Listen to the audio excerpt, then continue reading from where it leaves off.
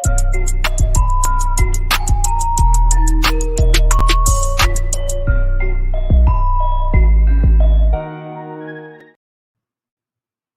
up, what up, what up? Good morning, Inside High School Hoops. On to another episode. Excited. We got two of the best high school coaches in the state of Texas on today, and it's going to be another great one. ISO Ani, he's got company, so he's got to share the load today. I think he can handle it. What do you think? I think I can. We'll see. That last episode just brought so much confidence. I don't know if I need you anymore. You know. You feel like James Harden with the Rockets when he left Durant. Right. I'm taking 25 dribbles in the possession. Exactly. That's exactly why I had to come back to get this guy back in line. But no, all that's being said, we'll start out. We got two nationally ranked programs coming on, two nationally ranked coaches, two of the best in the state. We will start down in Houston at Atascocita High School. Head coach David Martinez is joining us. Coach, how you doing? Doing good. Good morning. Good morning. How's everything up in Dallas? Ani, what you got? Those are my old stomping grounds. How's everything going up there? Ani's supposed to tell you. Good. Everything's going. You said what? I said you're supposed to talk about Dallas. I'm actually in Colorado now. Right. No, Dallas is good. The weather changes every second, but the weather's good. Everything's good. Okay. I'm trying to stay safe. Burton, how's Colorado? Sorry, I got bumped out for a minute. We're back. Colorado's good. It's actually snowing out here. I had to shovel the driveway yesterday. Snowing pretty tough, but we're making it. We're making it do. I feel you. So we'll get straight to it, Coach. I know. Talk about this year's team. You guys are obviously nationally ranked. Atascocita's got a long history. We'll talk about the history of the program too, and some of the greats that have played there, and talk about your journey. But let's talk about this year's team just to kick it off. Tell us a little bit about this year's squad over at Atascocita. Yeah, I like my squad this year. They've been with me for quite some time. Most of those guys have been on varsity for 3 years now, and we have a nice mixture. We've got about half seniors and half juniors. And they've developed nicely and, are playing our style of ball. And they're coming around, man. We're just trying to keep it going right now.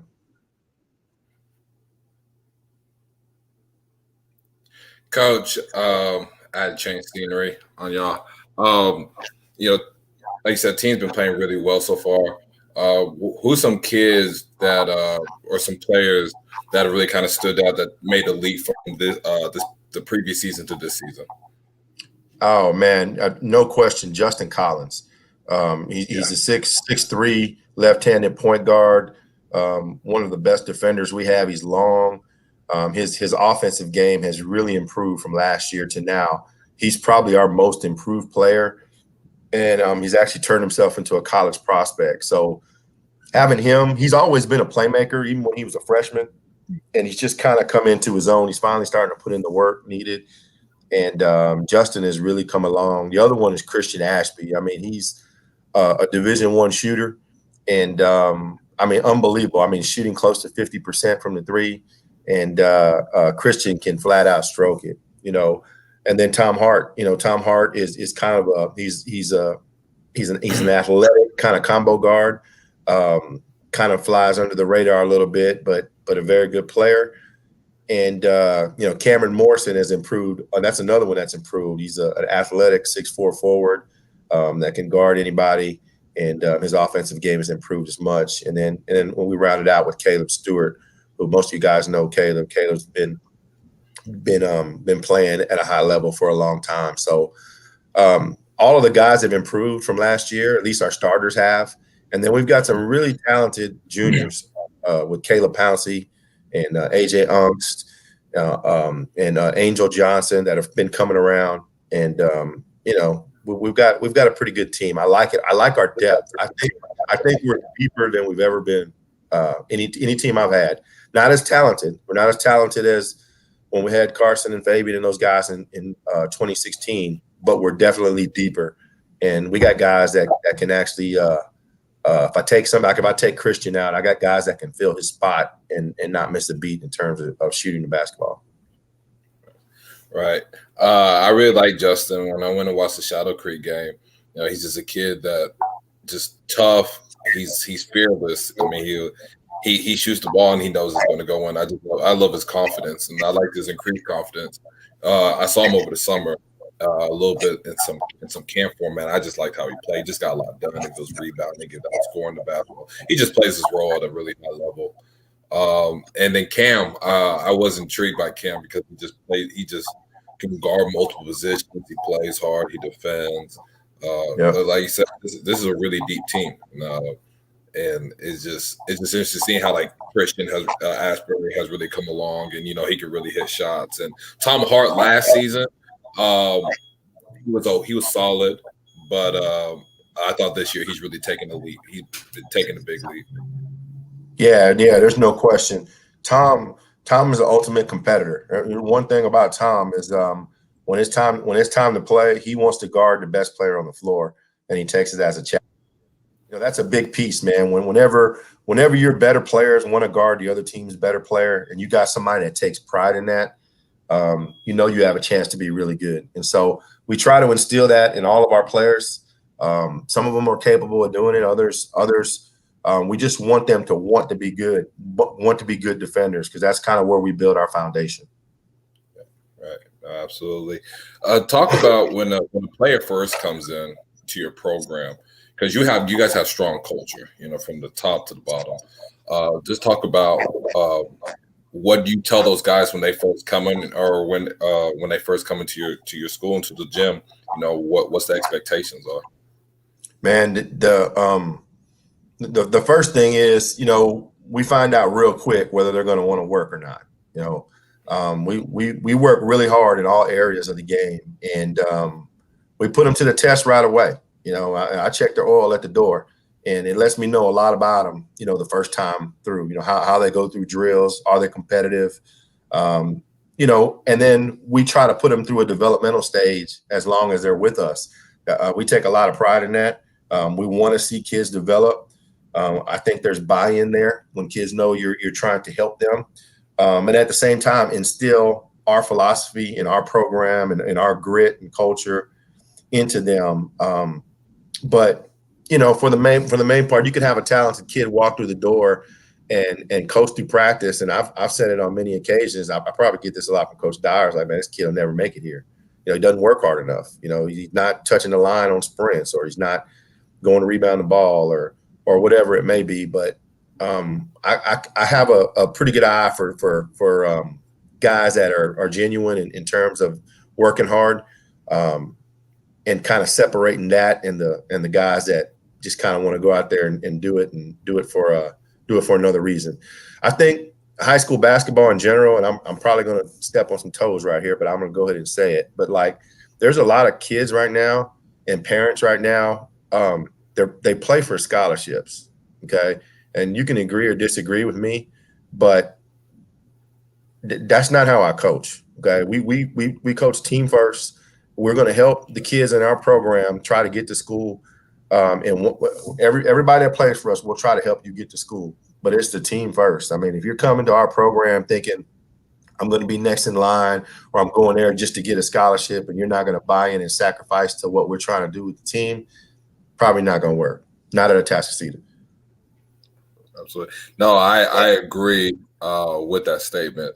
And what they don't realize is when you're winning and when you're playing the right way and you're playing as a team, and when team comes first, the scholarships and all those opportunities do come. There's no question that comes with it. The deeper you go, the better you are. People are going to start calling. People start looking. Right.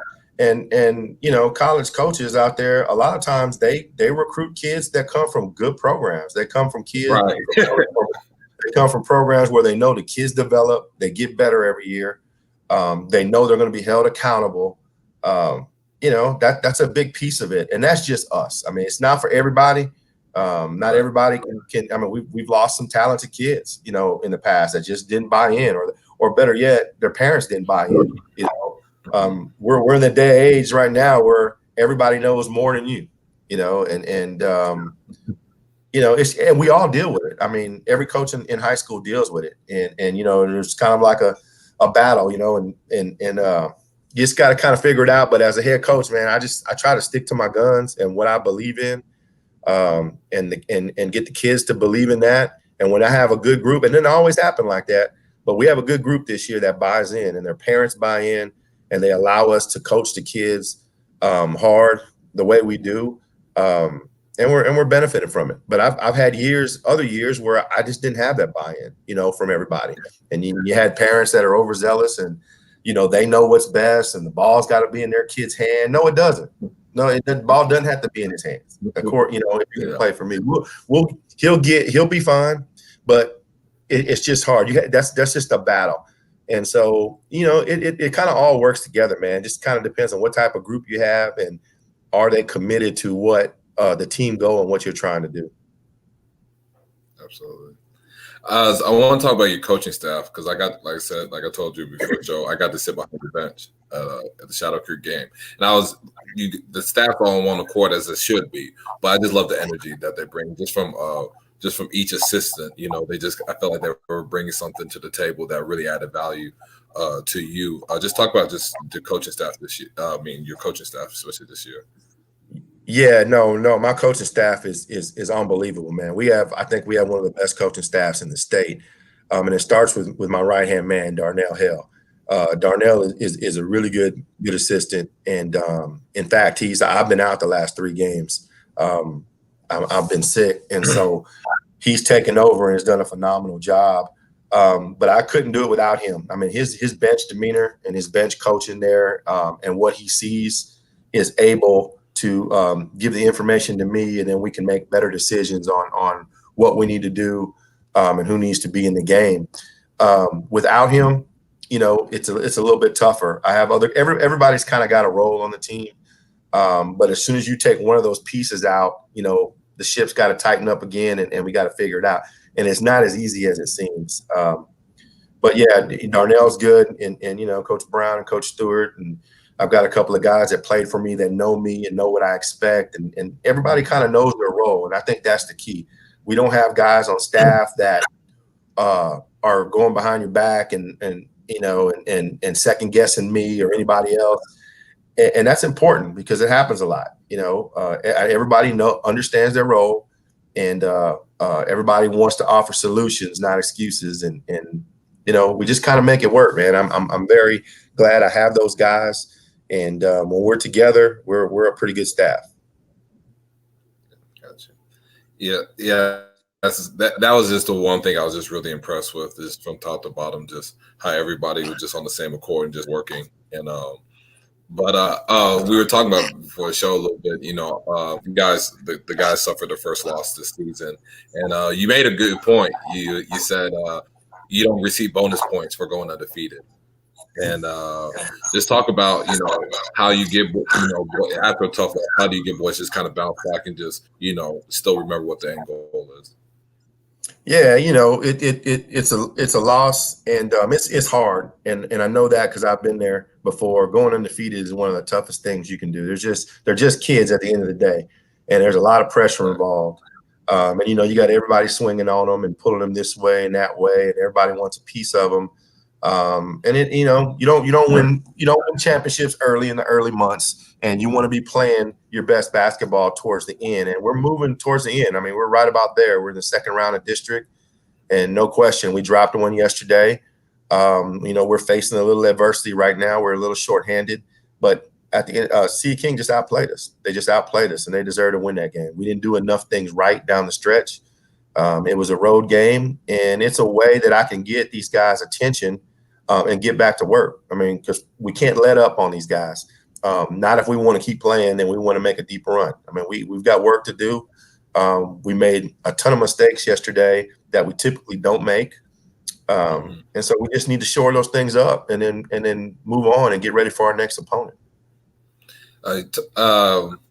Talk about, pressure, especially with the undefeated team. So while y'all were undefeated and teams you've had in the past who have been big winning streaks, what is the talk going to each game, because I know they're probably, like you said, they're kids, obviously they feel some pressure. They know that they're undefeated. There's a lot of, talk about them and everything. So what's just the communication just going to each game, so they don't feel as, don't feel as much like pressure to have to, do this and do that. Man, I try to stay even keel with them and not put the pressure on them. And so I always stress to them guys to play for each other. Don't play for anybody else. Okay. Not for the people in your stand. I mean, for 32 minutes, and no disrespect to any parents or any of that, but the team's got to focus on the team. It's about us for 32 minutes.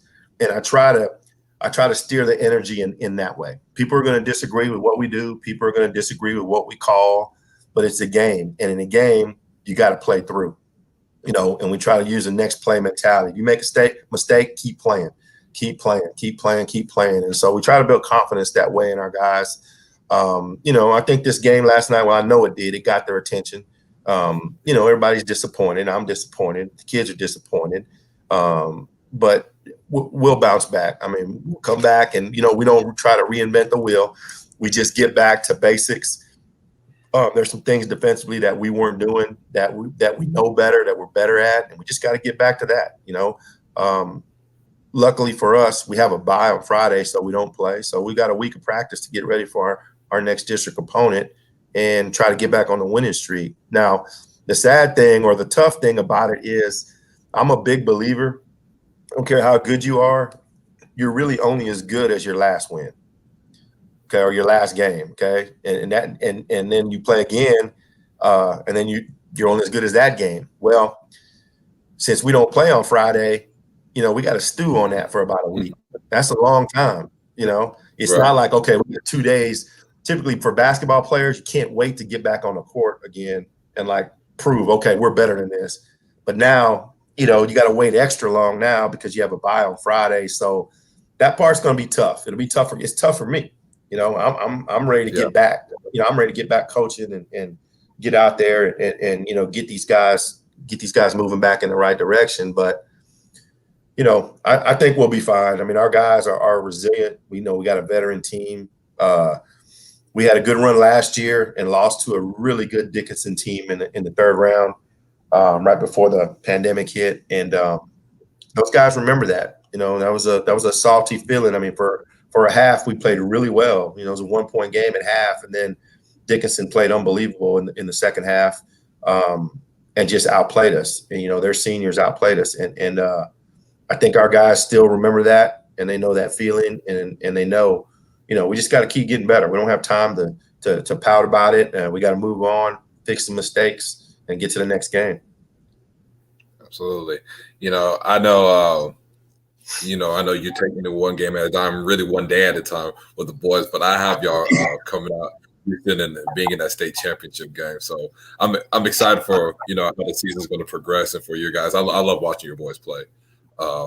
Absolutely. I just like how they compete and how everybody plays a role and guys with shots and just how deep y'all are. I wanted to ask a question. Just talk about Carson Edwards for a minute.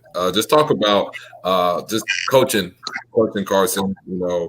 You talked about how you're trying to get coaches early on to kind of see what type of player he was, and just seeing how he's developed as a man and as a player just throughout his time with you. Yeah, I had Carson play for me for 4 years, man. And when he was a freshman, I saw him go through that adolescence change from a young teenager to a young man, and I'm very proud of him for the way he's handled himself. He just got better every year. I was telling Brian earlier, his when he was from his freshman year to about the end of his sophomore year, he was trying to figure it out. He was talented, but he was trying to figure out the speed of the game and when to shoot, when not to shoot, and wasn't putting quite near the time he started putting in later in his career. And then somewhere around the second round of district, of his sophomore year, I mean, you could literally see it. I remember telling my assistant at the time, Monty Cole, I was like, man, I think he's figured it out. And so we were bringing him off the bench because we had a veteran team in front of him. And, man, he was like a breath of fresh air off the bench. I mean, he went from averaging 2 or 3 points a game to 10 like just like that. And you could just see the light bulb, and he wasn't settling anymore. He was using his frame to try to get to the rim, and he's like a tank. He's very explosive, and once he figured out he can get easy buckets at the rim, it just opened his game up for him, and we were able to ride that through all the way to the regional finals before we lost to Allen that year. And then the next 2 years, his junior and senior year, I mean, he was just unbelievable. And it all has to do with the work he put in. I mean, never after the success he had at the end of his sophomore year, I can't remember a day that he wasn't in the gym working. And he just figured it out. He wanted to be really good at it. He set his goals high. And I got a lot of respect for that because he did it the right way. He didn't pout about it. He didn't jump around. Nobody wanted him. And I remember putting my arm around him plenty of days and be like, we just got to go. We got to prove to people you're as good as you think. And Brian saw him earlier. Brian, I think they were probably the first school to offer him. I don't think he knew he had a chance at getting them, but he put it out there. I remember him coming by practice and putting it out there. And I'm like, it was good for Carson's confidence because somebody finally recognized him. But that dude, I gotta have a claim to fame somewhere in this thing, Coach. At least I can say I offered to give him his first offer. Yeah, no, there's no doubt about that. I remember that too. He was at quite a few of our games. In fact, if I remember right, I think weren't you coming to see like Joe or Zach, and then kind of Carson caught your eye? Yep. I wasn't going to see Carson, but as soon as I saw him, I was like, "That's the one." Oh yeah, and he was young. I mean, he looked like a little kid. I mean, he looked like a little tank, like you said. Though he looked like a little football player. He wasn't a regular built breed basketball player. Sure. Yeah, but and just to finish up on that, to see where he's gone from the 4 years that was with us, and then the 3 years he spent at Purdue with Coach Painter, and then now in the NBA. I'm just really proud. He had a really good game the other night, and he just keeps at it, man. He's got a great spirit to him. He comes from a great, hardworking family. And when things don't go his way, he just puts his head down and goes to work, man. And I just think, in the long run, that's going to pay off for him. That's going to benefit for him. He's very pleasant to talk to. He was raised right by his family. Great individual guy, and I just wish him continued success, man. I'm super proud of him. Yeah, he's about as tough as they come. What stood out to me that first time I watched him, he had crazy intangibles as far as leadership and toughness and will to win and huddling teammates. But you could just tell, like, the game was moving so slow for him, but he was going so fast. He could tell everybody where they needed to be, and everything was easy for him. That's how you could tell, like, this dude's on another level. And he just on another level, man. And I'm going to tell you something, too. The reason I remember at one point, I'm like, man, this dude has a chance to be a pro. And the reason I knew that is because his competitive level was off the charts. It was off the charts, man. It's through the roof. And it wasn't just in games. It was like, it was like in drills. Like, he didn't want to win. He wanted to destroy you. I mean, he's trying to bury you. And that's why I was like, man, this dude is just built different. He's just different, And so it was a joy to coach him. And, he put him and Fabian White on the same team, and they're going to make me look like a really good coach. I love it. We're going to bring in Houston and Dallas connection this thing real quick. We're going to bring in our other guest, Coach David Peavy from Duncanville, from the Ville. We're going to bring him in and let him chop it up with us a little bit before we let Coach Martinez go. Coach P, what up, man? What's happening, Brian? What's happening, Coach Martinez? Donnie? What's up, P? What's up, P? What's up, baby? We celebrating Texas. So we got some 210 guys, as Littlefield pointed out yesterday. We got some 210 guys in the building. So talk real quick, Coach. We'll just talk state in general, the state of Texas. You've coached in Coach Peavy, you've coached in Dallas, you've coached in Houston, you've coached in San Antonio. What makes this state great as far as basketball goes? Gonzalez. Oh yeah, Austin. I forgot. I'm sorry. Yeah, you've been in all the 4 big cities. So yeah, you got to give us your reason why you think this state is so great in basketball, and then we'll let Coach Martinez go, and then we'll let you guys chop it up and let Coach Martinez roll. Texas is a lot of athletes, man. A lot of winners, kids that compete. Coach Martinez just talked about Carson and how competitive he was. A lot of competitors in Texas, and a lot of pride. These kids play with pride, especially when they go against some kids from elsewhere, not from Texas. They want to prove. Texas has always been a football sport. I'm sorry, football state, and a lot of basketball players want to prove that we're more than just that. Absolutely. What would you say, Coach Martinez, about the state as far as what makes it such a great state as far as hoops?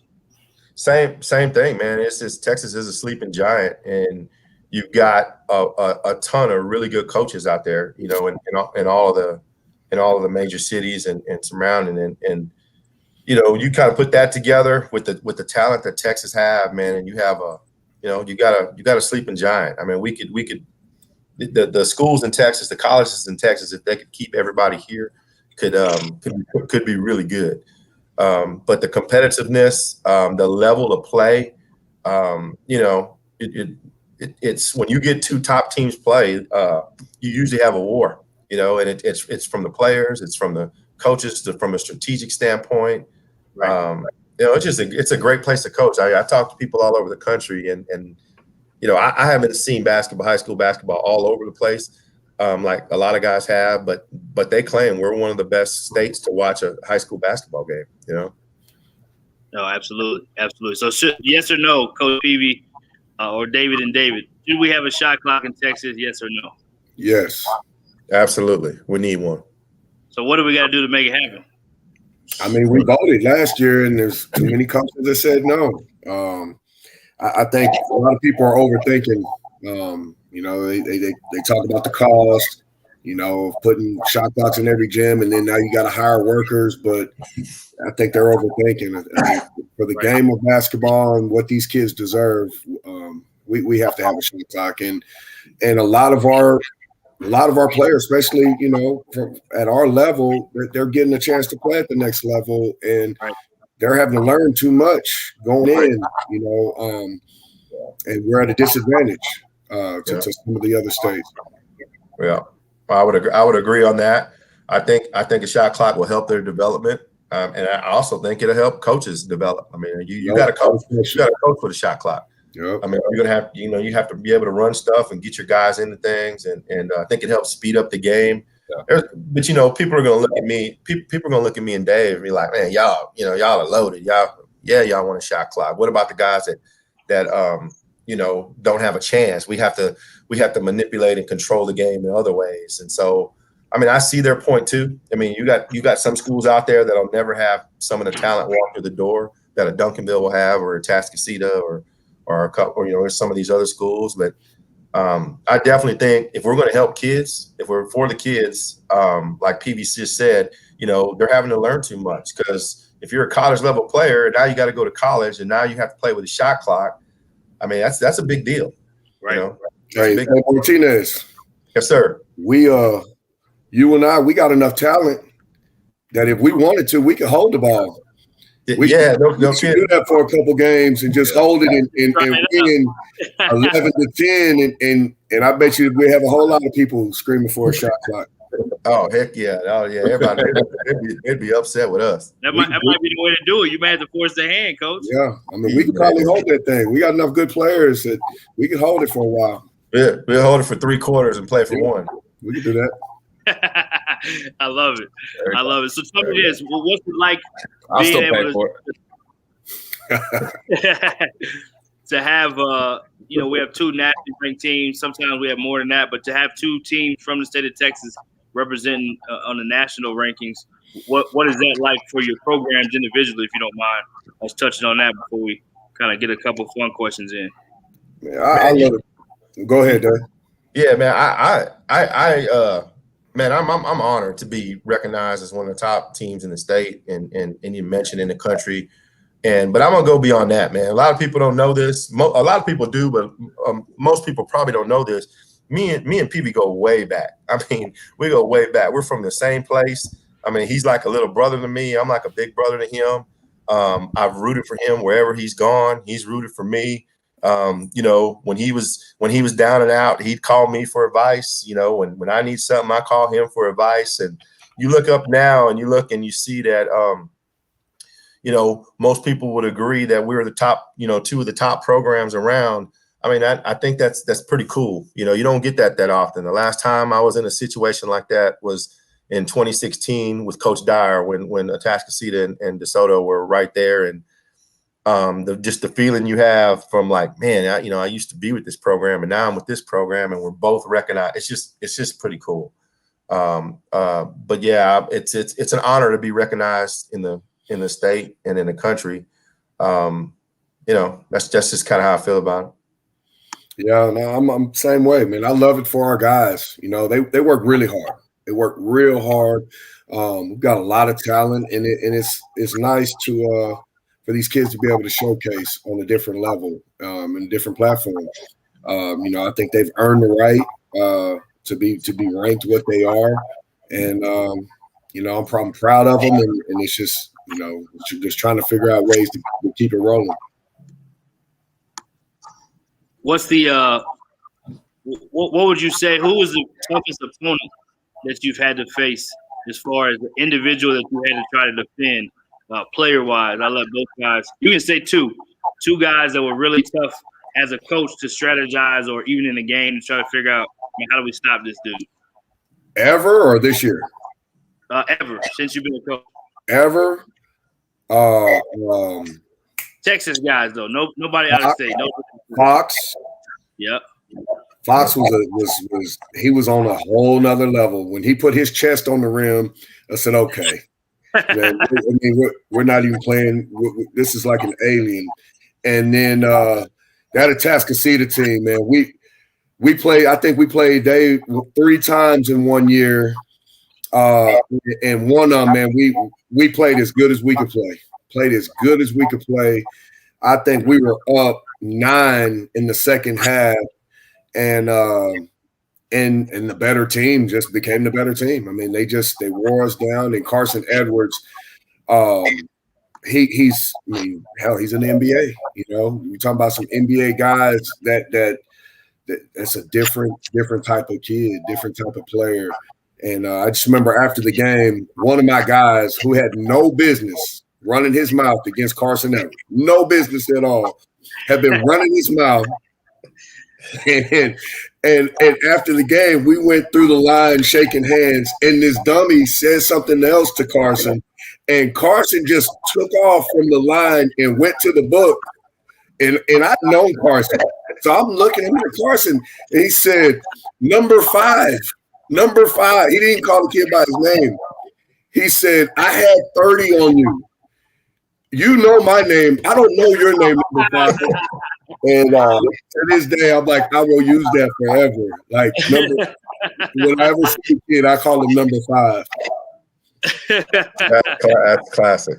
But yeah, those 2 kids. But team wise, Montverde last year. That might be the best high school team that's ever been assembled. You know, that was. You know, we could play them 100 times and we could probably beat them 0. They were really, really good. Really good. They had some cheat codes. Oh yeah. Yeah. I mean, you got 7 potential pros. No doubt. Yeah, it was tough. Coach Martinez? Yeah, that's first off, that's a classic Carson Edwards story. He's right on the money. And, you know, Carson, that's how competitive he was. I mean, he took things personal like that, and he's very witty, very witty. So the story Dave is talking about, I mean, who does that? Who would do it just number 5? You know my name. That's classic Carson. And he just has that much. That's how I knew he was going to be. He had a chance to be a pro because he has so much confidence in himself. And he's out there to prove you wrong, you know. So, but back to the original question, though, like I was going to say the same thing. I will say the same thing Dave did. De'Aaron Fox is unreal. You know, we had to play him too, and we played him one time, and he beat us at the buzzer. But he's just actually we played him twice. He was unreal, man. De'Aaron Fox was on a whole nother level. You know, and so he's one of them. And then I would say the other one that really was a game changer that gave us absolutely no chance was Marquise Bolden his senior year for DeSoto. I mean, you talk about a human eraser. That year, we couldn't do nothing with him. And yes, we had Carson, and Carson was good and can stretch the floor, but we also scored a lot of layups that year, and we never faced a 7-footer like him. And in that state championship game, I mean, he gave us nothing. I mean, we had no easy buckets that game, and it made it really, really tough on us. And as good as Fabian White was, Marquise just crushed him. And so, I would say those two right there. And then in terms of team, that DeSoto team was very good. And then we played a team that year out in Minnesota. It was a private school. I can't remember the name, but they were really good too. And we ended up pulling that one out in the end and winning that game. But I mean, we've been a part of a lot of good teams and a lot of good games, and I think it's made us better overall. But man, Texas has some great players, man.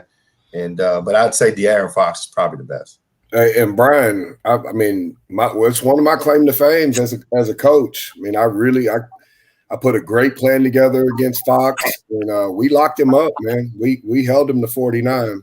Good Lord. Yeah, we held him. He did not score. He did not score 50. We held him to 49, and we beat him in overtime. So I did a hell of a job. He said, "One of your claim to fame as a coach." I like that one, Coach. Oh yeah, man. I held Darren Fox to 49. I held him. So instead of Jordan rules, you had the Fox rules. Rules was, man, let's have fun watching this kid play. Right. It was like a track meet trying to catch up to him. What's the biggest challenge, fellas, before we let Coach Martinez go?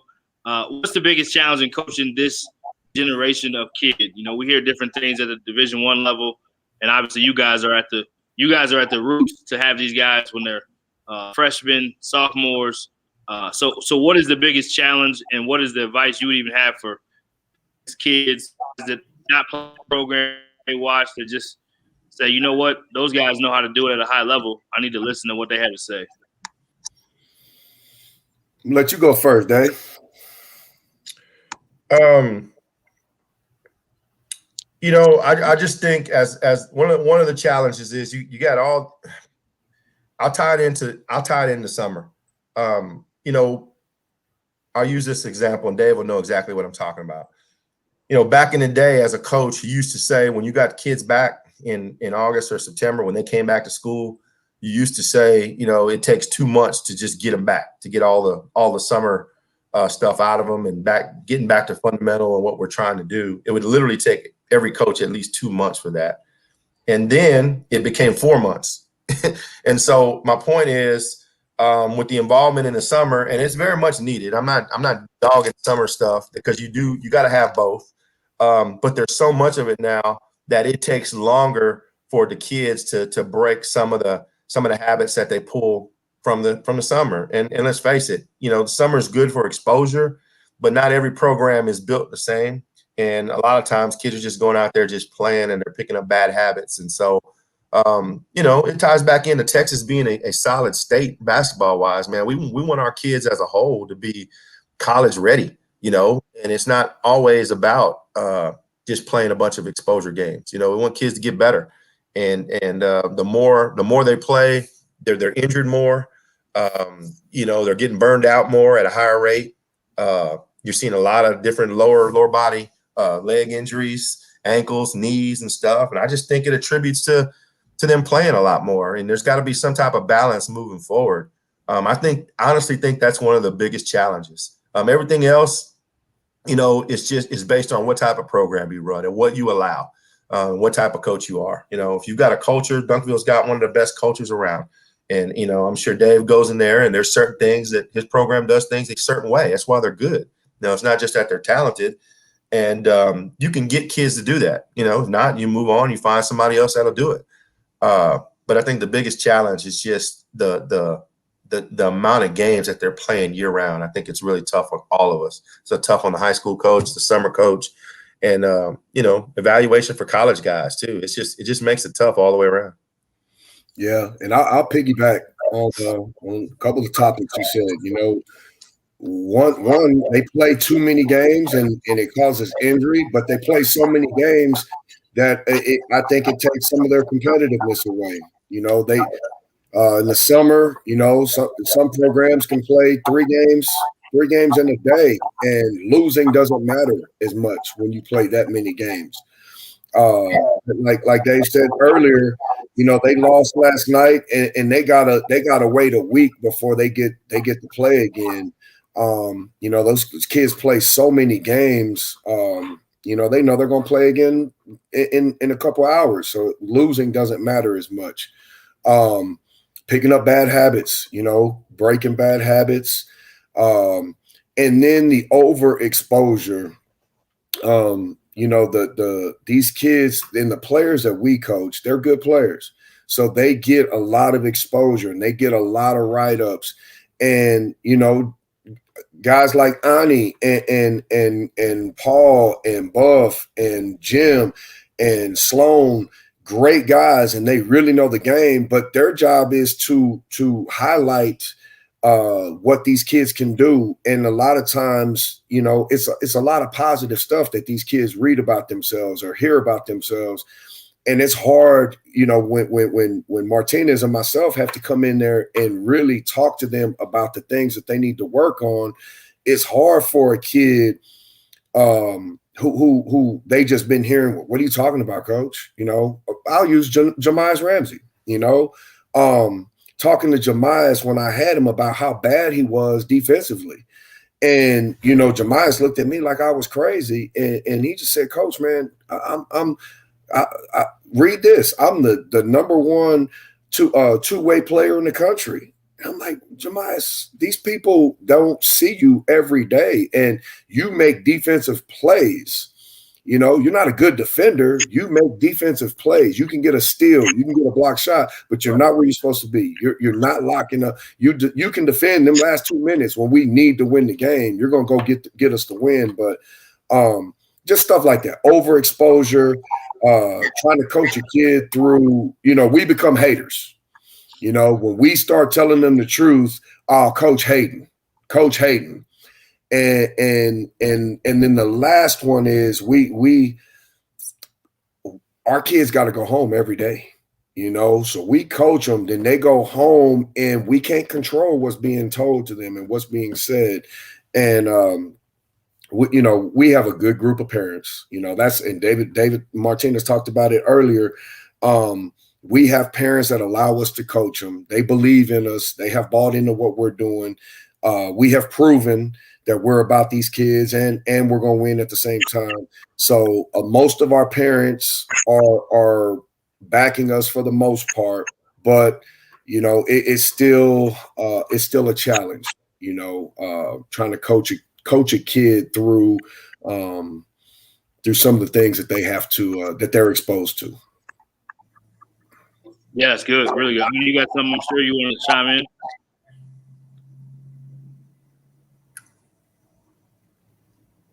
Ani, we can't hear you. Hold on, let me get him back in. Ani. Yeah, we can't hear you. I like this.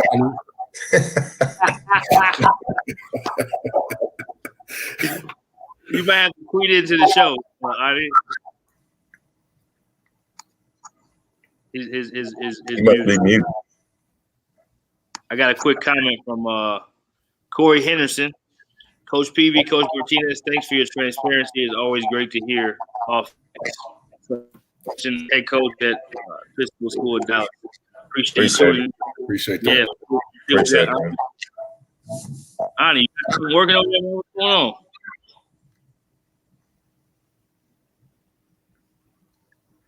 You go from hosting the show last week. He can't get on. I don't even think he's on mute. His volume's not working. We're gonna give you one more shot. Let's do this. Let's change gears real quick before Ani comes back, and hopefully he gets some stuff together. Tell us a funny story. Obviously, you guys have been doing this for a long time. Tell us one of the more entertaining or funny stories that you may have from all your wins and all the practices and all the good players you coached, all the road trips. See if you can sneak a funny story in here. And I know it's got to be air appropriate. We like to ask those anyway, though. Those are a little bit harder to come by. And as you do that, we're going to give a couple more comments. We got I'll tell you one of my favorite, and you talked about some players. Gary Johnson, back in the day, was at Aldine High School, and he was a man. He was a grown man. I don't know if y'all remember Gary. Gary played at UT.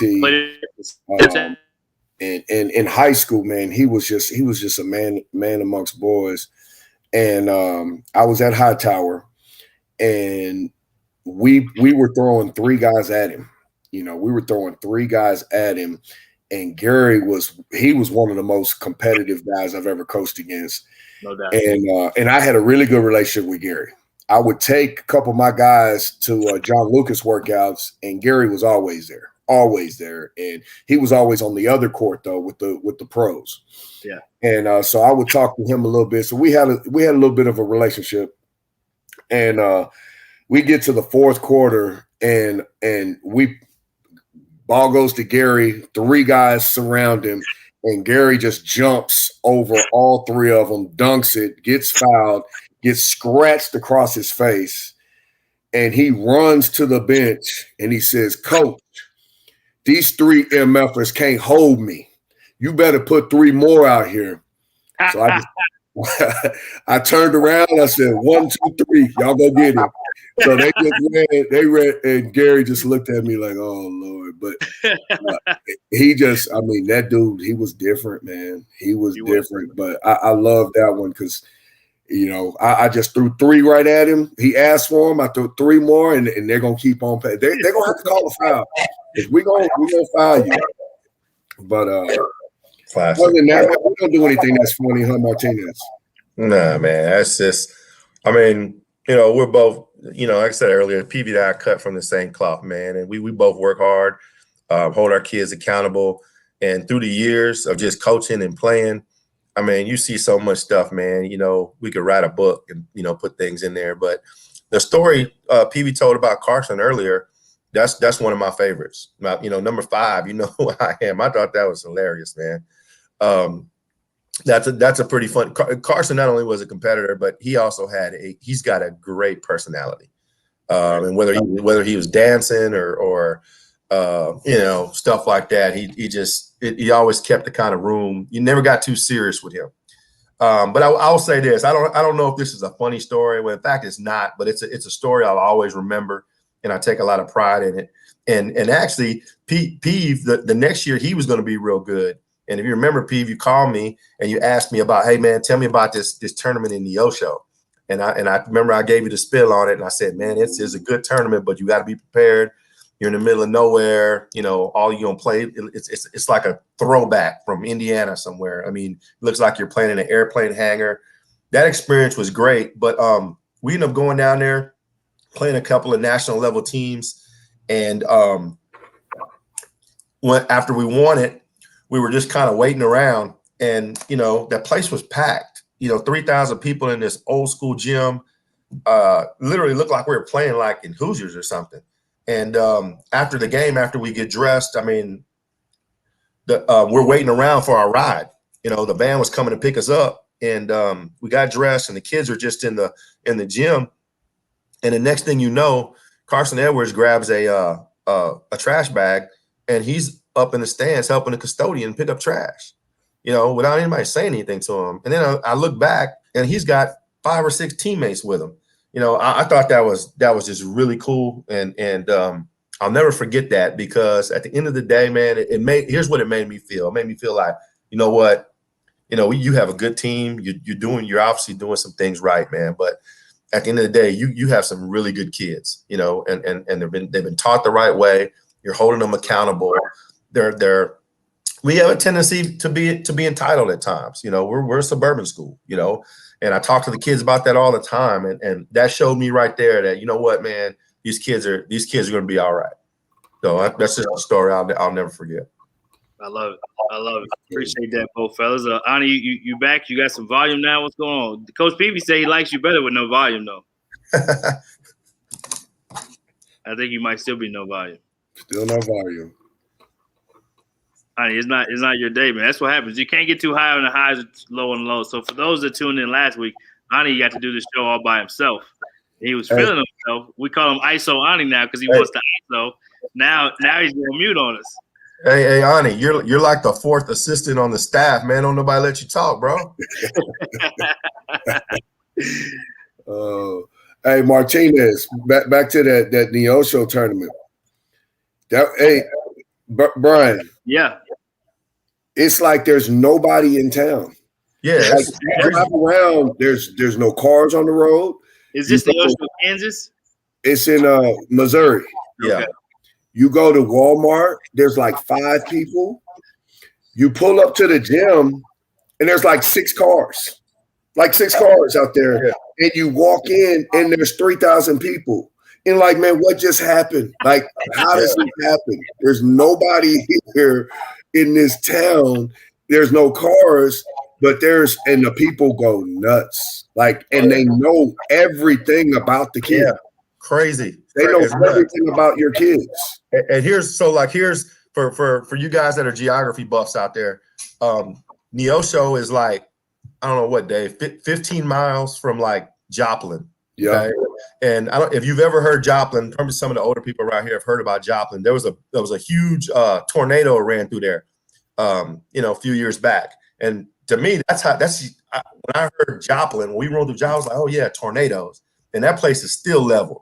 But like, he ain't lying, man. There's nothing out there, nothing. It's crazy, but it was a great experience for our kids. The only thing was there's literally like nothing to do. I mean, you go hoop, you go back to the hotel, which is probably not a bad thing for a bunch of 17 and 18-year-olds. Yeah, they fed us well. Yeah, great hospitality room. So before you guys go, I'll let both of you guys ask each other one question, and then we'll let Coach Martinez roll back to his world in Houston. I'm gonna step out of the studio. You guys get one question each, whatever you want. Martinez, give me the scouting report on Atascocita. How can Duncanville beat Atascocita here? Hopefully in about a month when we get to play you for the state championship. Don't show up. Oh man, I'm hearing you just added somebody that might be that piece.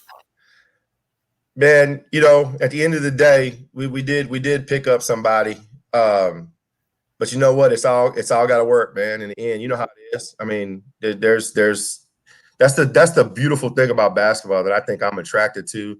It's not an individual sport, and what I love about the game the most is that. And I look at this every year when I come in every year, we hang our hat on defense. That's just something I was taught from a very young age as a coach and as a player, just the guys I played for, just like Peavy, same thing. And so we hang our hat on that end of the floor. But on the offensive end of the floor, man, it's about teamwork and sharing the ball. And that's hard. It's hard for any coach to go in there and establish that part of your program. And so I say that to, anybody coming in or new, they've got to buy into what we're doing. And I've been out, so I haven't had a chance to work really with the kid. My assistants are working with him and kind of getting him going and seeing where he feels in. But, we're not going to let anything disrupt the culture and the progress and the momentum that our team has. And so, we hope he gels and because he can help us. And he can, but if he can't, we'll our philosophy this year, especially with this pandemic, is next man up. Next guy's got to be ready. And like I said earlier, I was telling Brian and Ani, I think this is one of the deeper teams that we've had. And we've got some guys off the bench that can play a little bit and service the starters. And we not lose much. But at the end of the game, every game is different. I mean, look what happened to us last night. We end up made a few mistakes down the stretch, and anything can happen. And as much as I would love to meet up with them one day, it's just one game at a time. One game at a time. Nothing's promised to you. Dave's been there before. We've talked about it. It's you got to have the basketball guys on your side, and you do all you can do. It's all you can control. and see if the card, let's see where the cards fall. Yep. Coach Martinez, you got to ask your question now. Oh yeah. That's right. Dave. He probably won't tell me this on the show, but I tell you what, I've always been impressed with him, especially with his teams at Duncanville. They are relentless defensively, and a lot of people might say the same thing about us, but man, I really admire the way your guys play defense, the way they close out with two hands, and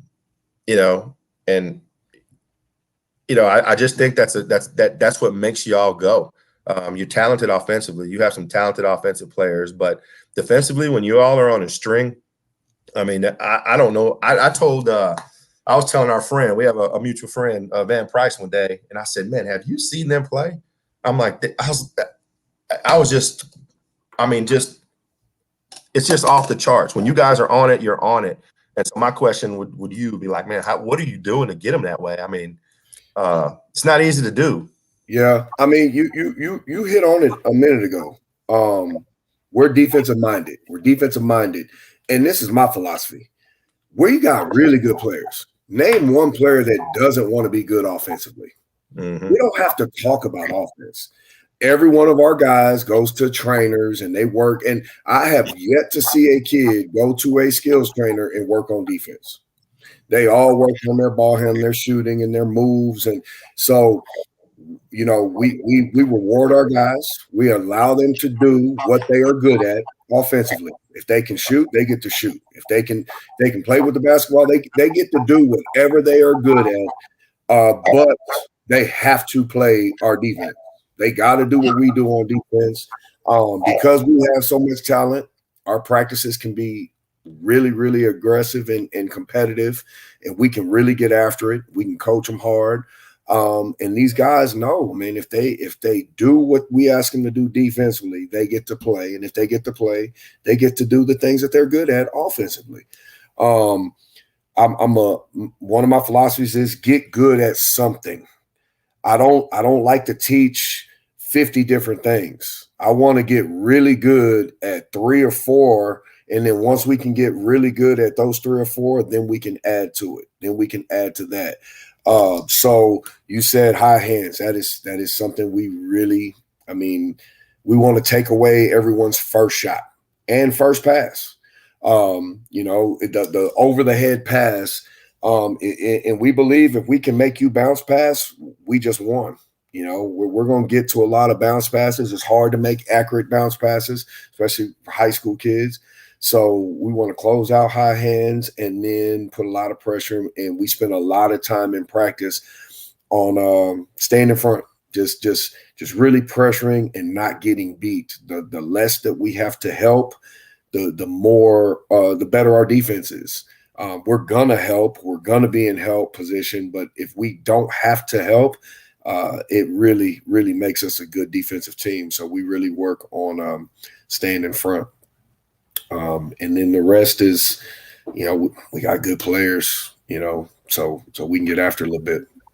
Yeah, no, I appreciate that answer, Dave. That sounds just like y'all. I mean, y'all are really good, man, when y'all are on the string. My hat goes off to you, bro. Appreciate you. Yeah, we got Ice on. He even changed his name. How about that? Yeah, can you hear me now? Yeah. Hey, Dave was lying when he said he liked the quiet on. Now that I hear your voice again, Ani, you're probably right, man. I was missing you a little bit. I know it. Ani, what you got for us? We're gonna let Coach Martinez get back to H-Town and not take up all his time. And what you got for us before he go? Okay, I just had a question. Going back, we were talking about just kind of the struggles of coaching kids of this generation, and y'all both made a really good point about playing too many games. So in the summer, I know guys can play about 25 to 28 games in a month. I was actually tracking one kid, and it was like in 21 days he played about 18 games, which was kind of crazy. So in the fall when they do come to you guys during the school season and that preseason, that fall, how do you guys kind of manage that, because you know that they're coming in, you guys playing, you know, an extreme amount of games? How do you guys kind of manage this workload?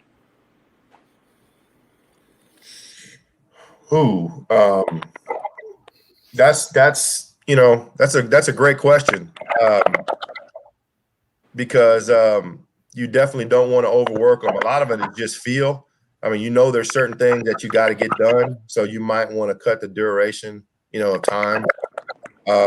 I'm not at practice today, so going over the practice plan with my assistant, you know, that was one of the things we talked about. I was like, you know, keep in mind, just played last night. Here are the things that you're going to do. Just cut the times down on them, you know, and focus on the technique, you know, and things of that nature. So I think you got to just adjust as a coach and just be smart about it. You know, you got a couple kids banged up. You don't want to throw them out there and make it worse. And then it goes back to this. I'll say this. And I think you have to have a great feel for your team. I think a good coach has a great feel for his team. And what I mean by that is, can you trust your team? Can you trust them? Okay. And can they trust you? Can they trust you not to, if they tell you the truth, you're not just going to go ape crap on them, you know, and call them this and that. I mean, they have to know, like, they're telling coach, this hurts or whatever. They got to know they're coming to you being honest. And if you go off on them, then a lot of times, you know, they'll be reluctant to do it again. And that the team feeds on that. I mean, the other guys on the team, they understand. And I think when you're honest with them and they're honest with you, you know, you can make those decisions. They're a little bit more easier to do in terms of like managing all that. Yeah. And same with us, you know, but you talked about the fall. You know, we played a lot of games this fall. And that's not typically what we like to do. We do want to get in events and we want to see where we are compared to everyone else. But this fall was different because of the times that we're in. We weren't sure if we were going to be able to have a real season and finish a season. So I wanted to play as many games as possible in the fall to give my guys some film. You know, fortunately, I've got 3 seniors. They've all signed Division I scholarships. But I've got some juniors that are really good that I wanted to help with their recruitment. And, you know, at the same time, getting some reps, as many reps as we could. I knew our season was going to look different this year as far as no tournaments. So we were confident that we weren't going to wear them out. But like Dave just said, you know, managing their time. I had 2 starters not play last night. They could have played. You know, they could have played if we needed them to. But it's one of those where now we've got to figure out ways of staying in shape and ways to try to get as healthy as possible to go on a run that we're capable of doing. So we got to try to get guys as healthy as possible, try to get legs back, try to get some rest. We had that same conversation 2 days ago, what Dave just said. And we talked with our guys about it. Some of our drills, transition drill, this drill's 3 weeks ago, how many minutes did we put on the clock? And all of them answered 5 minutes. How many are on the clock now? 3 minutes. We're cutting the time on everything. And eventually we want to try to get to where practices are an hour and a half, hour and 15 minutes. If we can get in and out and get what we need done, that's some things we want to try to do. No, good question. Good question, Ani. Good answers.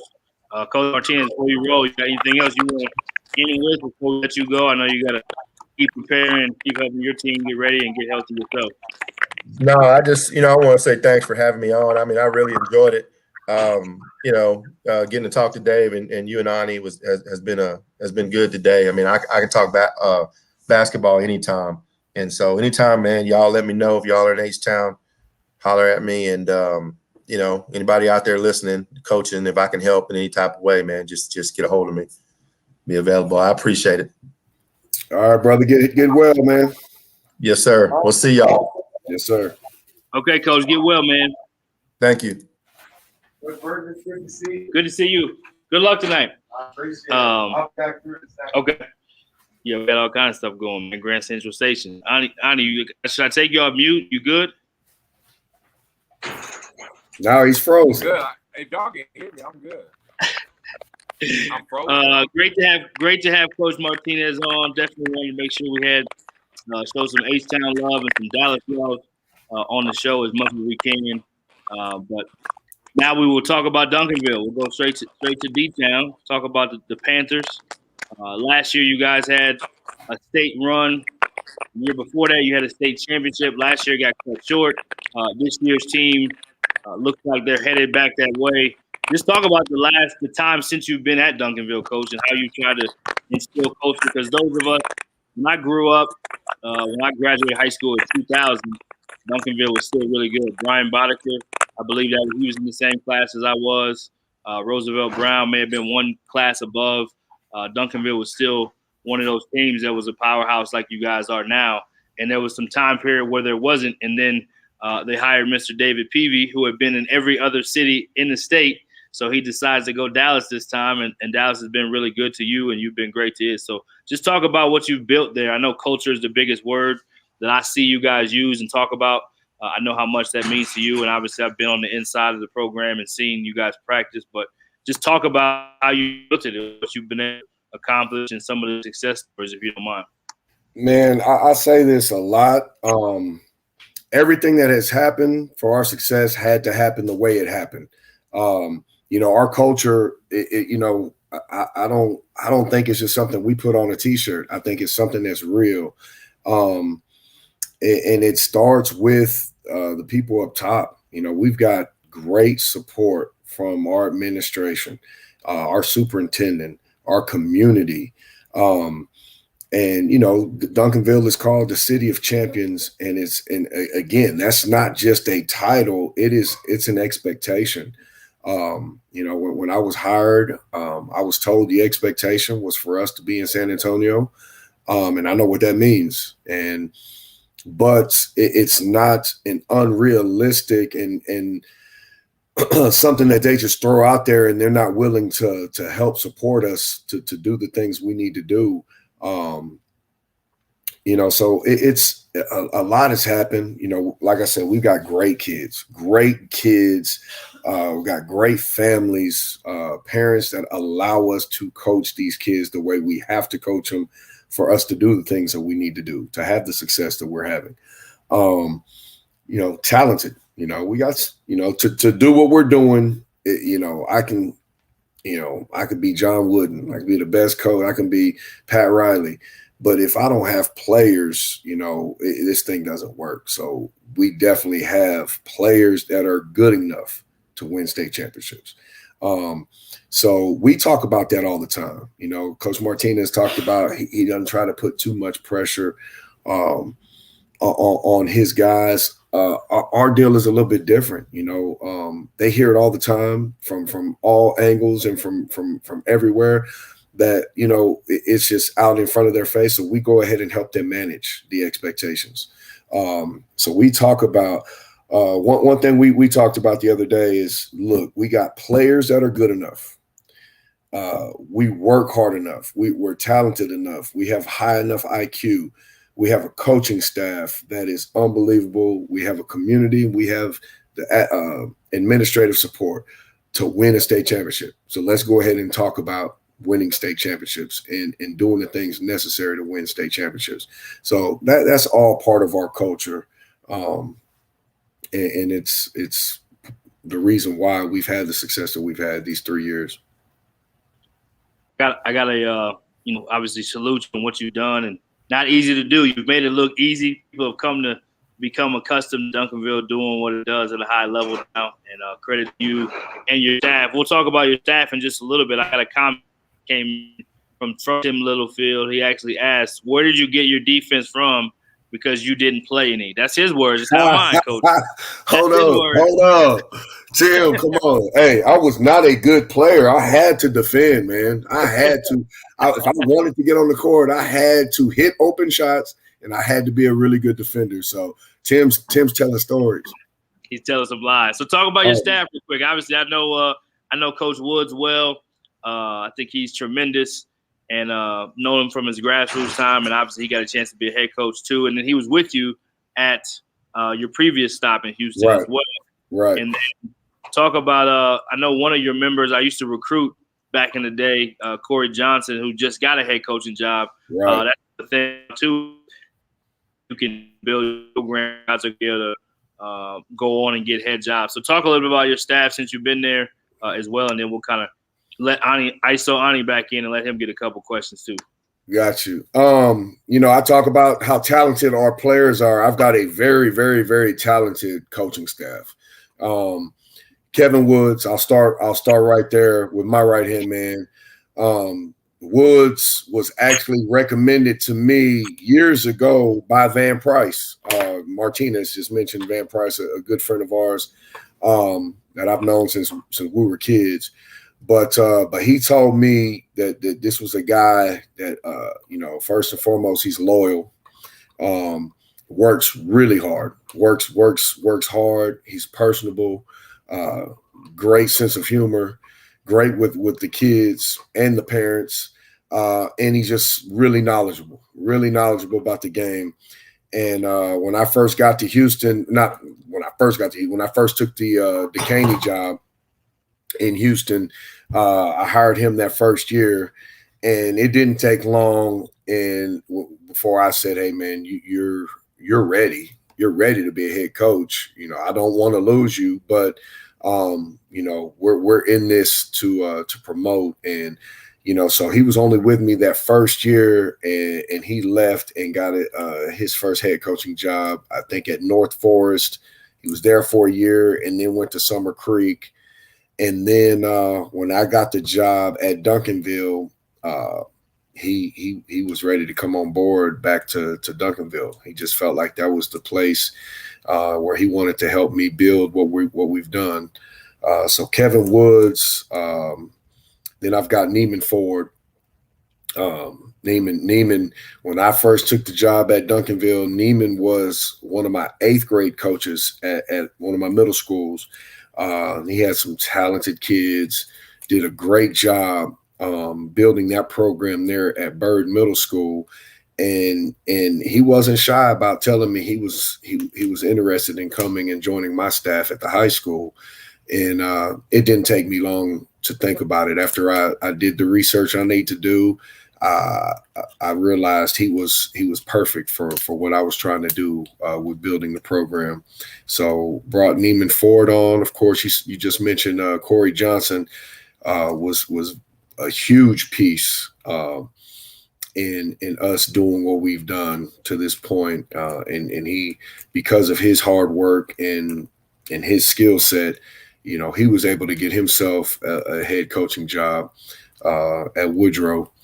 I've got Daniel Moore, who's been on the staff since we got here. He actually started off as a volunteer, and knowledgeable guy, brings some different aspects, runs his presses a little different, knows some things about some zones that I pick his brain about, because that's not one of my strengths. It's not a strength of mine. So, we talk a lot about some different things.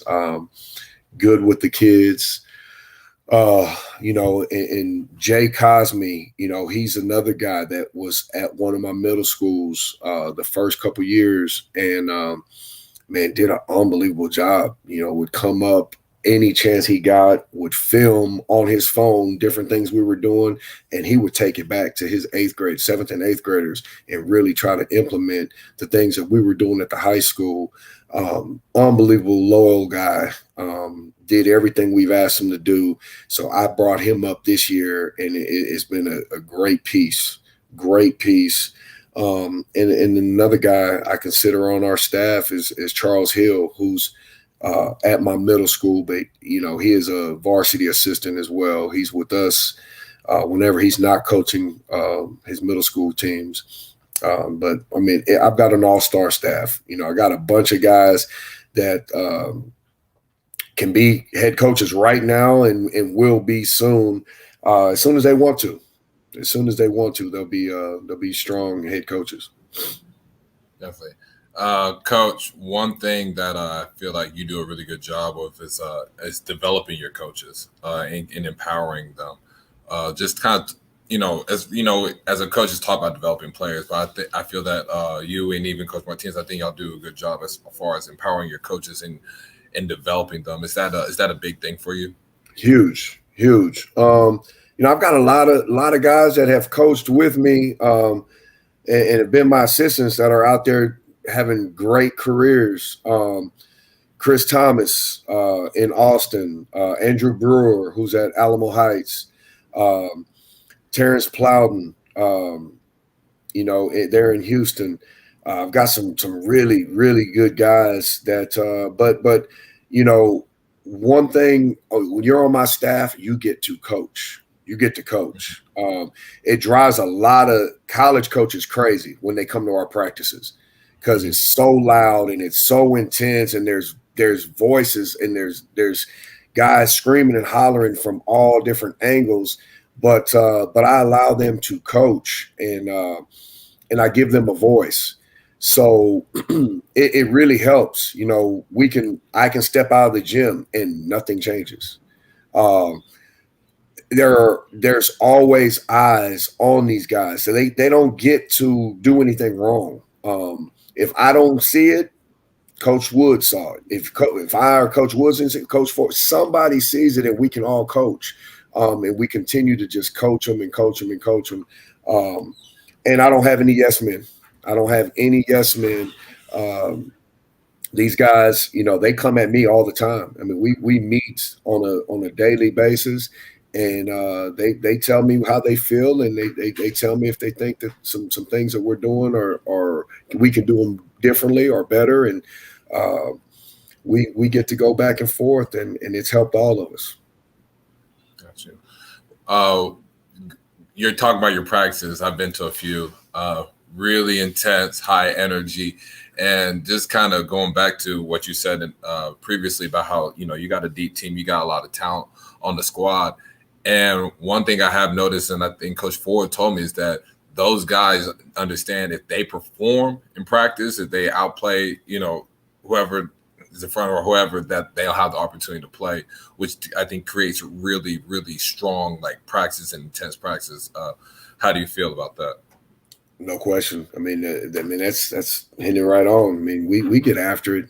Our kids really get after it. We try to make it as fun as possible with a lot of competitive opportunities. But then the expectations are really high. And if our expectations are not being met, then we just tell them, look, if you can't do the things that we ask you to do, then you're going to have to do some things you don't like to do. So we'll put the ball up sometimes. And they hate that. They hate that. So they would rather go real hard and run real fast with the basketball out there because it's a lot more fun than doing it without the basketball.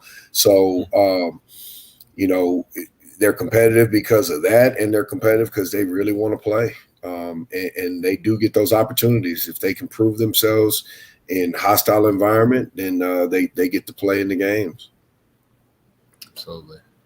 So, talking about this the season, you talked about in the fall that, you played more fall league games because, you didn't know how a season was going to go. Just talk about just coaching the season. It's different. Obviously, no tournaments, games have been canceled due to COVID. And just talk about just kind of navigating through it this year. It's taking a lot more planning. We've done a great job the first 2 years of really developing not only the kids that you get to see on the varsity stage, but our younger guys, where we'll bring our JV. We used to practice with our JV all the time and really develop those guys. And then we would bring our freshmen in sometimes. We would take our top freshmen and let them go against the varsity once in a while or going against our JV. And we've had to really eliminate that this year. because of COVID. You know, we don't want to mix teams. Like right now, our freshman team is quarantined. You know, well, our JV didn't have to be quarantined because they never practiced with the freshmen. You know, they're in a different gym, so we had to be, you know, just be mindful about, you know. So I've had to carry more players on the varsity just to make sure our practices can remain intense. You know, because we've had in previous years 9 guys, 10 guys on the varsity. Well, that's not enough because I don't want to go 5-on-5 every day. I want to have, you know, 7-on-7, you know, to have some subs on each of the squads going against each other, so we don't wear these guys down and get them injured. So, you know, it's taking more planning. You know, not scouting is different. You know, we're not playing tournaments, so it's, you know, it used to be easier to go to a tournament and sit there and watch other teams and get to scout. So, you know, a lot more video exchanging. You know, we did that in the past, but a lot more of that than live scouts. Just it's different. It's different. And like, you know, we already mentioned our fall schedule. You know, we played a lot more, but we were more strategic as well, you know. And fortunately, we're good enough. We got good enough players and good enough team where I could call the people running the events and just say, hey, I don't want to play 3 games. And we could kind of pick our opponents, you know, to really, we need to see some more zone. Well, this is a really good team and they play a lot of zone. Let's match up against them so we can work on zones. Or, you know, let's play against Atascocita. We know that, you know, they're going to play really hard. They're going to press, and, you know, so we got to do that more this fall, is matching up with certain opponents that we wanted to. Got you. Talking about just with players, when you're really talented, you know, obviously there's egos that get involved. You know, good players are gonna have a little ego, and there's nothing wrong with that. Talk about like you said, you told Jemiah, you know, you're a really bad defender in the beginning, and him, you know, like, hey, I am nationally. Just talk about how you manage egos and just how you just kind of combat some of those things on a daily. It's not as hard as you would think, you know. Once the kids really know that you love them and you care about them and that you're really just telling them the truth. I tell my guys, when it comes to this right here, I'm only going to tell you the truth. I'm not going to play games with you. I'm not trying to say this to push buttons and to try to get you. I'm just going to tell you the truth. And it is my job to find things to work on. It doesn't make sense for me to just pat you on the back and continue to tell you the things that you're really good at. I need to find things that you need to get better at. So just trust me, believe me. And Dave Martinez said this a minute ago. You got to allow them to tell you the truth back, and not go crazy about it. You know, he was talking about injuries. We talk about everything. So there were times where I would call Jemiah in and I'm giving him the truth.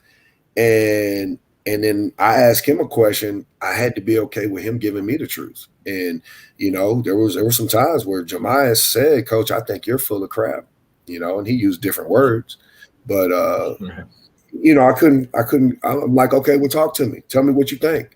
And it allowed him to tell me what was on his mind. So then it helps me coach him a little bit better.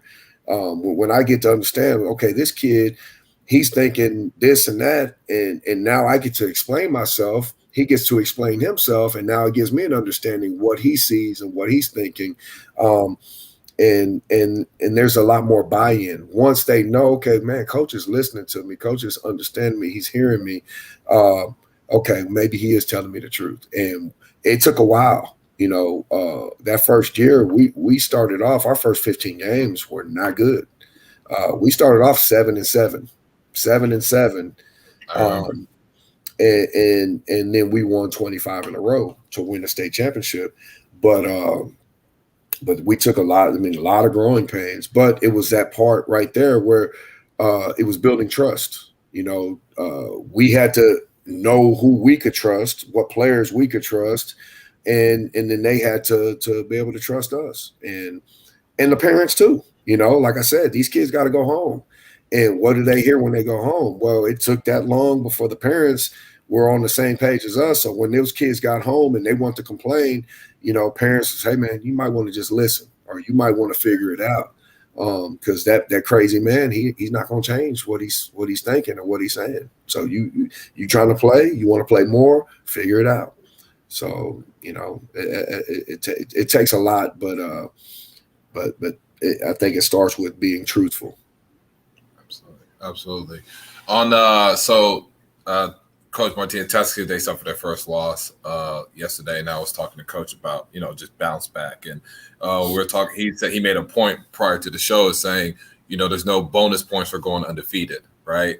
Waxahachie was y'all's first loss of the season, correct? Correct. And just talk about when I talked to Coach, when I talked to Neiman, he's just like, man, I want to play him now. like the very next day, he's like, I want to play him. Right. Just talk about what you talk to your kids, about bouncing back and what's just going forward. What's the tone? Yeah, that's funny, Ani, because our coaches, right? We felt like we're better than them. We're better than what we just did, but I'm like, no. One, we kind of did what we've been doing, and they showed us what our weaknesses are. And if we went back and played them right away, could we beat them? Yeah. We lost by 2 points in overtime. So that's a game that could go either way. So, yeah, we could play them again and we could win by 2 or 3, but does it fix the problem? So losing that game was so necessary. We were arrogant. We had, players that, every move they made is on the internet, and they're getting pub and it's well deserved. I'm happy for them, but at the same time, they're walking around feeling good about themselves, and we weren't doing things great. As a coaching staff, we're arrogant. There's some things we needed to fix as a staff. We need to become better coaches. We need, it's just a lot of things that we needed, and Waxahachie showed us. We went back the next day and we watched the first half, and we were up 10. But our kids got to see how bad we were, and we were still up 10. We started the fourth quarter up 10, and then Waxahachie just punked us. They out hustled us, they outworked us, they out rebounded us. So we had to just, we had to take our medicine. We got out everything. I got out coached. Our staff got out coached. Our players got outplayed. They outworked us. They wanted it more, and they deserved it. So I didn't want to play them right away. I want to fix what we need to fix, and then when we play them next Tuesday, now let's see if we fixed enough, and then move forward from there. So, but it woke us up. It definitely woke us up, and it showed us that maybe we're not as good as we need to be moving forward. Because what I really like about the answer is it was just a lot of accountability, and not just within players, but just within you and the staff, which in my opinion just kind of just seeing past, that's just what builds championship level teams.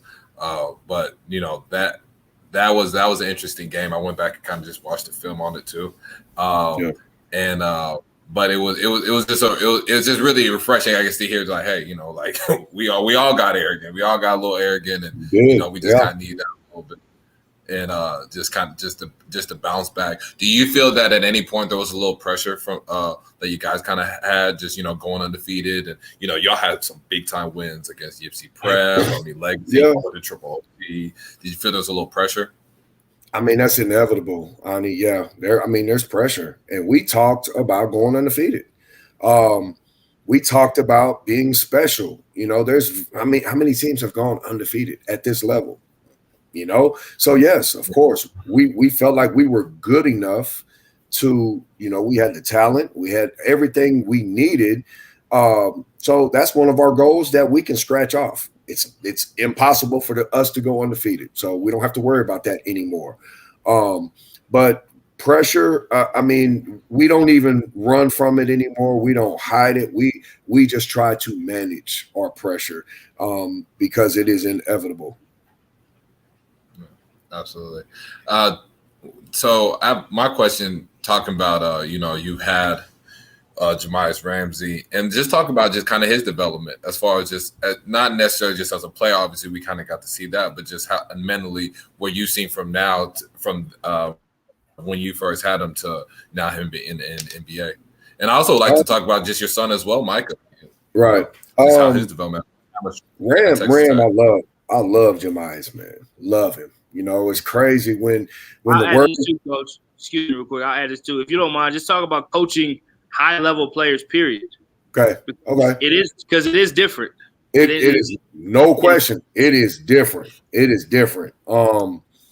I've had them all. I've had some teams that we had. Let me back up.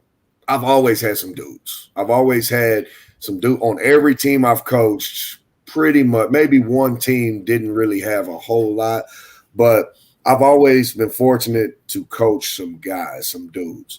Coaching DJ Augustine, is probably the best high school player I've ever coached, and I think he's on year 12 or 13 in the NBA. Yeah. That was different, DJ was just super skilled, IQ off the charts. I mean, you're talking about a guy that's maybe 6 feet tall.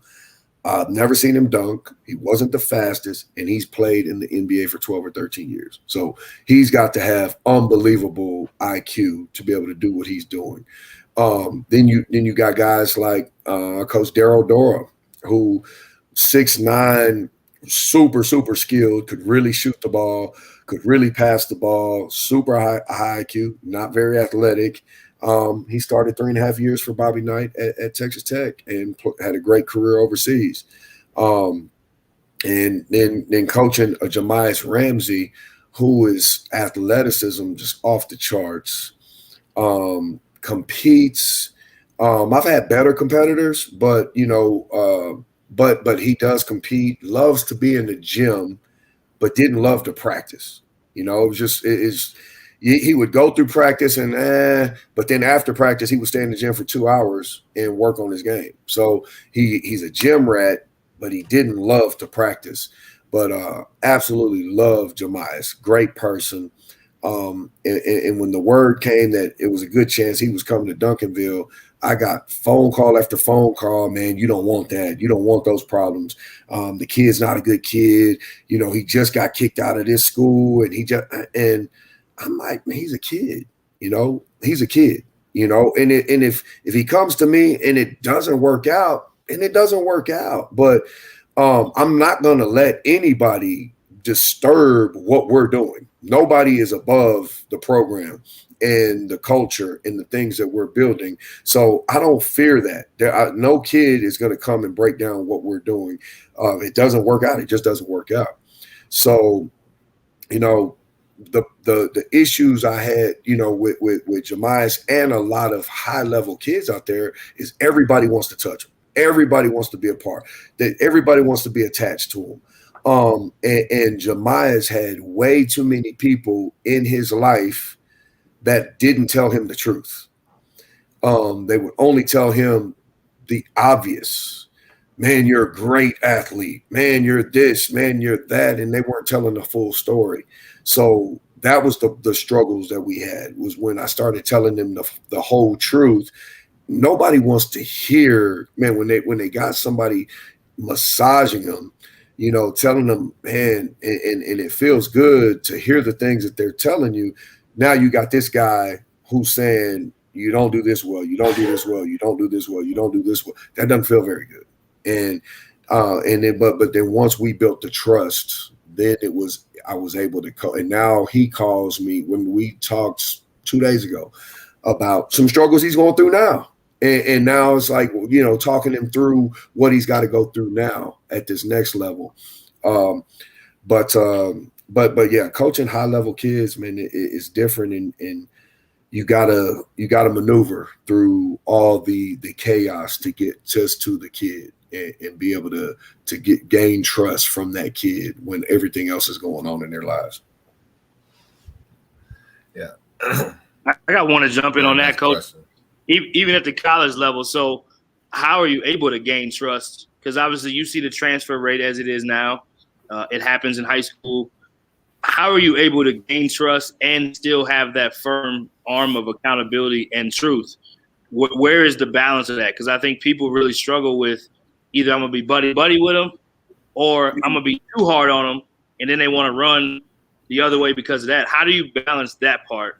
And then, like Ani said, talk about coaching your son, who obviously similar category, different makeup, different personality type, but similar to be able to play at the highest level. Be honest with you, Brian, man, I just keep it 100 with him, man. Like, for real. I'm going to be who I am. I'm going to have these certain principles, these non-negotiables. And I keep it 100 with them and their parents. Like, this is not going to be for everybody. And you're not going to hurt my feelings if it doesn't work out. So I'm going to only tell you the truth. I'm going to coach you really hard. And if you can do the things I'm asking you to do, then cool. You get to be in this mix. If not, it's not going to work out. It's not going to work out for you. So, fortunately, I haven't had kids transfer and bail out, but that's not a fear. I don't work like that. Like, man, I better do this, or I better make sure I do this so this kid doesn't leave. It wouldn't work. Not to do the things that we want to do. That wouldn't work for us. So we just coach them really hard, and we hold them accountable, and we tell them the truth, and it's worked out for us. So I don't know any other way to do that. Right. Right. I think the part for you that you've excelled at too is not only doing that, but also being able to still have relationship. Because if you lay at in the NBA, for example, talking about Jemiah, there was a relationship that was beyond just pushing those buttons and just holding them to a higher standard. So I think give you more credit. You may not say that, but I'll say that. Yeah, I mean, we also do a really good job of spending time with our guys. We do build relationships because we do like them. And we show that different parts, we're not just on the coach screaming and hollering and telling you how terrible you are as a defender.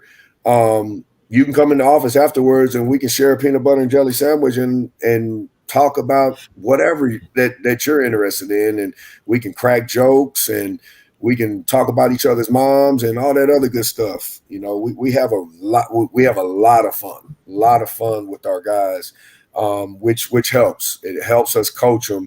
And then it lets them see a different side that, okay, man, coach is being coach right now. He loves me to death, but coach is being coach and he wants the best.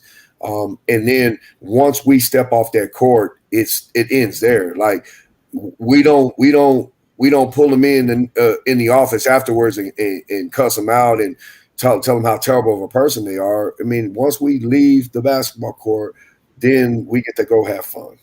And then we don't carry it to the next day. And I think we do a really good job of not letting the kid go home upset. We try our best. We try our best to make sure they know we love them before they leave us. So, Coach, talk about we're in the second half of the season. About to going to get in the playoffs soon and all that. Talk about what is going to be. What are the? You could be one thing. However, what are going to be the key things for you guys to win a state championship this year? Staying healthy. We're in different times right now. We're in the middle of a pandemic. Just keeping guys as healthy as possible, trying to create a bubble as much as we can, educating them on, better ways to not get sick, staying healthy as far as normal basketball stuff, injuries and management of pain management, giving guys some breaks like we talked about earlier, cutting practices practice times, cutting the intensity, keeping it really intense for shorter amounts of time, just so they stay fresh and they stay competitive and intense. And then coaching, the coaching staff has to really work moving forward, getting our scouting reports, breaking down our opponents, giving our guys the best and the most advantages by really breaking down our opponents and finding their weaknesses that we can exploit. But I mean, that kind of stuff there, the basketball part is the normal part. It's just the navigating through a pandemic is the piece that we got to factor in this year. Absolutely. Makes no sense, Coach. It's it's always good talking to you, and I appreciate having you. So this has been, had a real transparent conversation, and just overall, I say this where it's refreshing, just kind of hear a different perspective on just how you manage kids, just the overall process and the struggles you guys go through. Because from the outside looking in, I had a parent tell me, he's like, Duncanville, it's just always great. They don't have no words or anything like that. The things that people really believe, like we walk in there and we just throw the ball on the court and they just get going. Right. And we talk to our kids about that, and they just look like, man, we wish. Yeah, they do. Like I said, I came to a couple practices, and I was like, that is war. It is straight war. Yeah. And it's so much fun, man, for real. I mean, I love coming to work every day. Love coming to work every day and getting to work with my staff and those the great kids that we have. I mean, it's a lot of fun. Absolutely. But like I said, it's just good to have you on the show. Love to have you on some more in the future. You're someone that, although I have my homeschool team, and this is people don't know it's my fourth year, but just I take stuff a little bit from you, like, okay, to see how he talks to this kid and how the kid kind of responds, and something, I kind of just take a little bit, I take some stuff, off your book a little bit. So, really appreciate it. I want to tell you, Ani, man, I think you're doing a great job. Really. Real talk, man. I got to watch you coach probably 3 times this year, a couple times in the early scrimmage, and then I got to watch you a couple weeks ago. I think you're doing a really good job, man, with those guys that you got. Appreciate it. Just got to keep working at it. Just got to keep working at it. And coaching, I really this year I was telling my family, I was just like, coaching is it's really hard to be a coach. And I really, appreciate and admire guys that, done this for 15 to 20 years, done it for a long time, because it's a lot of struggles. Well, there's a lot of things that you got to have to balance. And so, someone like you that has been done a long time, been successful and have state championships, really admire, look up to guys like you that, just get it done on for this amount of time. Appreciate you. So, Burden, you there? You have any closing? You have any questions? Yeah, I know to go to practice. I know you're trying to get ready for practice. I get it. I know. What's that? I said Ani's got practice. He's trying to duck off. That's what he's doing. Ani's got practice. Once he gets close to the end of the show, he starts trying to look around for me. And he don't want to ISO no more. He wants to ISO every other time. Yeah. Now he don't want to ISO. No, I only want to ISO one time. That was that one time. Hey, Brian, you said you had some questions about Micah or something before we get off? Yeah, Ani had kind of talked about it, and he brought it up. I'm super biased. I didn't coach him in any game situations. Obviously, I'm close to your family. I recruited your oldest a little bit, or we did at Lamar. I wasn't the lead on it. Another staff member was. He came to elite camp and then got to be a part of his journey going to junior college and that whole thing. And then got a chance to coach Micah at the Lucas camp, and then got a chance to come into Duncanville gym and spend some one-on-one time with him on some skill stuff. And I'm obviously, as an outsider, I'm not his father. So as an outsider, his feel for the game, you can't really teach that. He has an innate feel for the game. I think he is showing he's a high-level defender, as we talked about on the phone. I think there's probably that part of a freshman where he's trying to figure out how to impose his will a little more and be more assertive. But even in high school, I thought he was a guy who, as he progressed over young when he was at Duquesne, he was talented, but he didn't really know what he was doing yet. And he was running around. You could see the talent. And he just has evolved as a player. So I guess having a young you have two sons, and you got to coach both of them. What is it like coaching your sons? What are the do's and don'ts you learn? And then for Micah in particular, him being a guy who had that talent earlier, you talked about coaching talent. How are you able to manage figuring out – because he's got to have the laid-back personality, whereas, every talented kid doesn't have that same personality. So how did you push his buttons as his dad, and how did you manage to get the most out of that? Because it's not easy to do. And the cool picture that I think everybody in the state has seen, and it's an awesome moment, like you guys sharing that state championship moment. That's a real moment. Like if he wasn't rocking with dad and dad was on his nerves, and it wouldn't be like that. But that was a real moment of you guys sharing that moment of like, yo, we went through this, we made this move, we had a vision, and we made it happen. So just talk a little bit about that if you don't mind. Man, if y'all only knew, man. I say this, man, it is the hardest thing I've ever had to do as a coach is to coach my kids, coach my sons. But at the same time, it's the most rewarding. DJ got it the worst. I did not know what I was doing. There was a whole lot of pressure. And the DJ was not as well known as Micah. DJ was really, really good growing up, super talented. But then he got shut down. I did not coach him his freshman year. He went to Steele High School. I was still the athletic director at Aikens High School in Austin. And after his freshman year, he decided he wanted to play for me. So I took the job at Duquesne.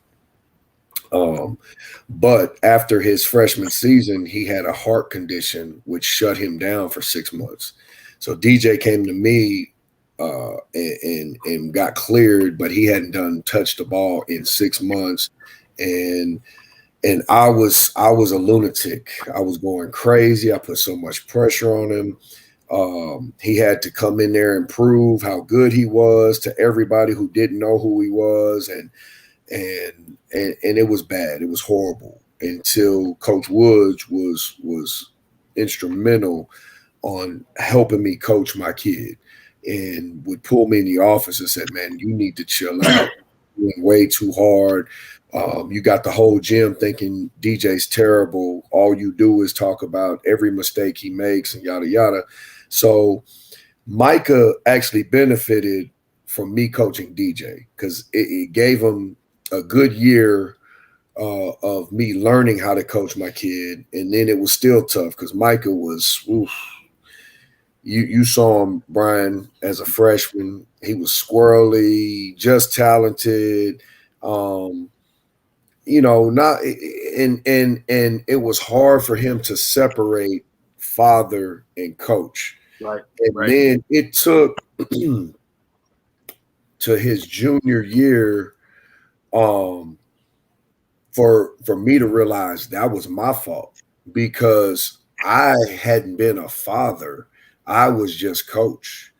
And, for their whole life, I was always coach. And everything we ever did was basketball. They would come to my practices. Our family trips were our AAU tournaments around the country. We never did anything. I never did anything as their father. It was always coach, but you got to respect me as your father, and it took, I think junior year, maybe Micah's senior year, but I think it was the junior year where DJ was the one that said, Dad, you got to start doing something outside of basketball with Micah. So once a week we started to we would go to a movie, we would go out to eat and talk no basketball. And then that really helped us. And then Micah started to embrace the coaching. And then Micah got addicted to winning. So that's where Micah, his senior year, was a freak winner. It didn't matter. It didn't matter what he needed to do to win, and that's all he cared about. And that started happening his junior year. So it did happen his junior year when we started going on our run, and all that mattered was winning. Then he really became who he is now, and we're starting to see some of, and it drives me crazy as a father now, watching him play for somebody else. It's like, bro, go play, like go shoot the shot, go make, but then it's like, no, Dad, such and such was open, or people don't realize Micah averaged over 2 charges a game his senior year. Taking 2 charges. Oh, he took 2 charges a game, and not getting 2 charges. No. He had several games where he had over 4 charges taking. You don't see high level kids doing that. Top 30, top 40 kids taking charges, and it was huge. We beat Lancaster, and Micah had 3 points. And it was all, people blasted out, oh man, that kid ain't, it's like he wasn't scoring. He couldn't hit shots early on, but Micah just said, Dad, Juan's got it going. I'm giving it to Juan. I'm doing this, I'm doing that. And he ended up with like 14 rebounds, like 12 assists, and 4 charges. And it was about winning the game, and that's that game there. And that was like the second game of the season. I'm like, okay, we're going to be really good. We are going to be really, really good, because our best player, all he cares about is just winning, and it didn't matter. Anything else didn't matter. The McDonald's All-American talks, that pretty much ended right then and there. Game number 2, this kid has 3 points. He's not a McDonald's All-American. The kid, it was like, man, I would love to be a McDonald's All-American, but winning this state championship, right. But coaching those kids was tough, probably tougher on them, right, than on me, but it was definitely tough. But super rewarding. And people ask, man, what's it like not coaching Micah or not coaching? I'm like, man, I love being a dad now. I love watching him on TV. I love, and now I get to coach these guys at Duncanville without having to worry about if people are caring about how I'm coaching my kid, But in all fairness to everybody, Micah was good enough and he played the right way that I didn't really have to deal with that a whole lot. People saying I was playing daddy ball, because if Micah acted, if he messed up, he got coached real hard, or he got sat down, or whatever the team needed, that's what we were doing. Was it hard when you had both of them at the same time? Yeah, it was hard because and for those that don't know, Coach's oldest son, DJ, is a point guard at Division I at Austin P.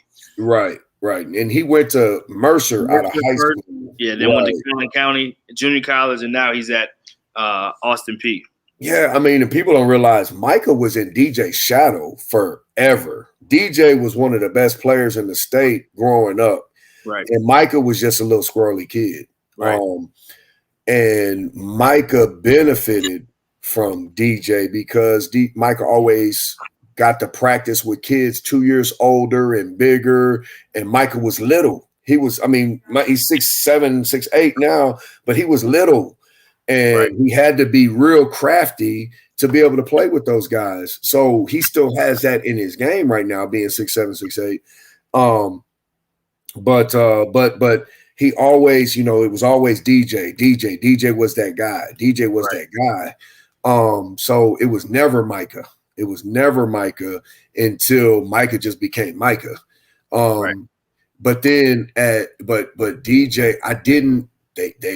they fought every day, but they are the best friends. And they like DJ takes care of Micah.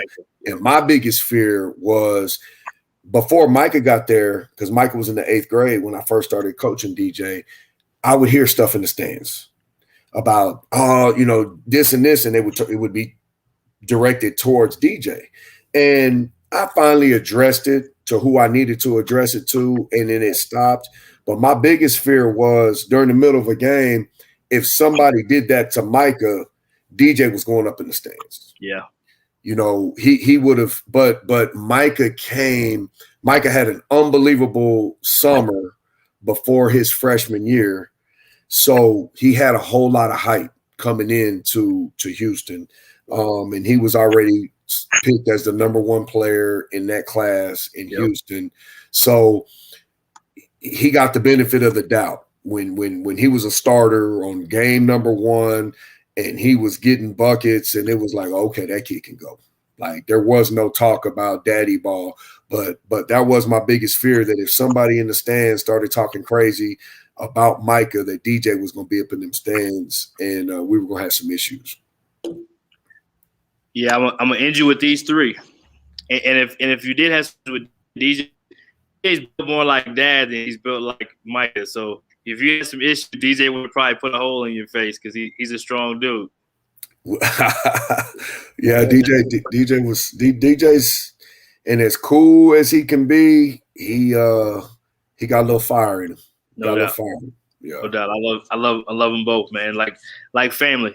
So 3 things left. Advice for a coach who may coach his son. So that would be 1. Okay. Second one is just advice for players, high school players, period. They may not play for you, but what is your advice to them?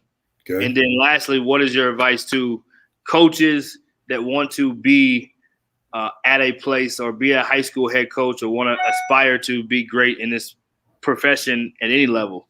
So first is to coaches who may coach their son or daughter.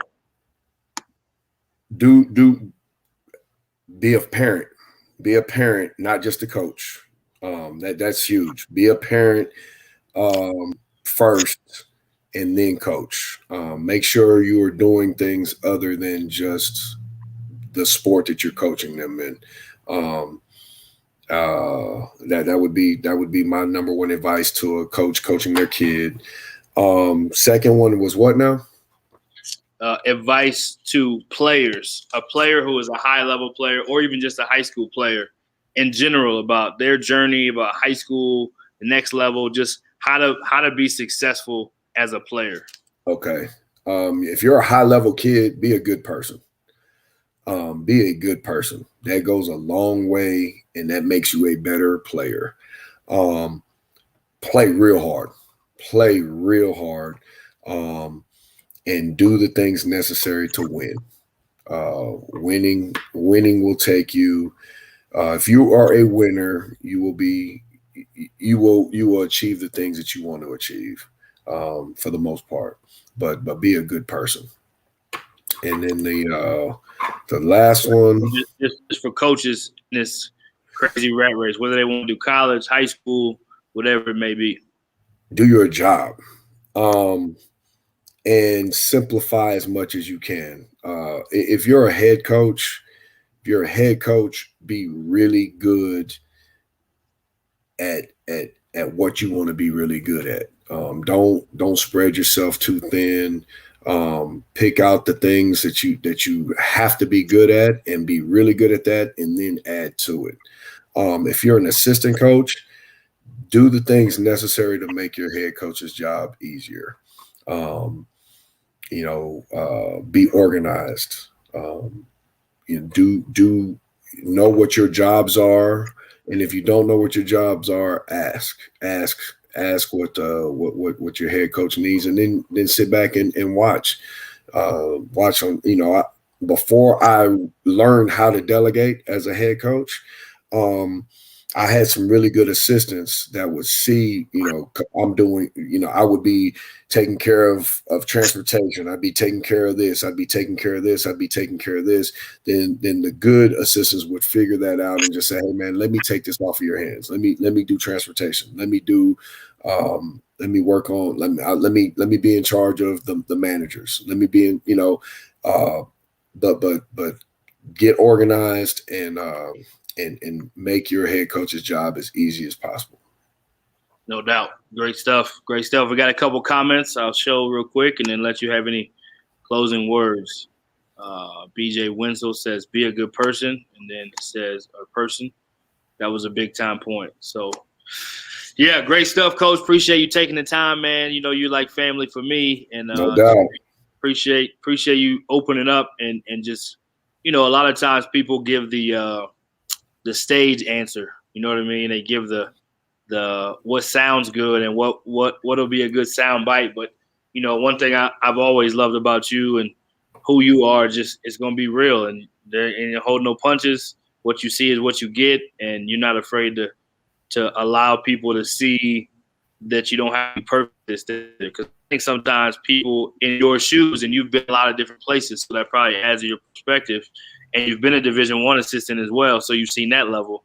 But a lot of times people don't want to show the other side of maybe like, hey, I didn't do this great, or hey, don't want to offer vulnerability or failure, even though that's a part of all of our stories. So appreciate you giving that real access today, because I think that's what people, they see you, they see Duncanville, they think, oh, they got everything made.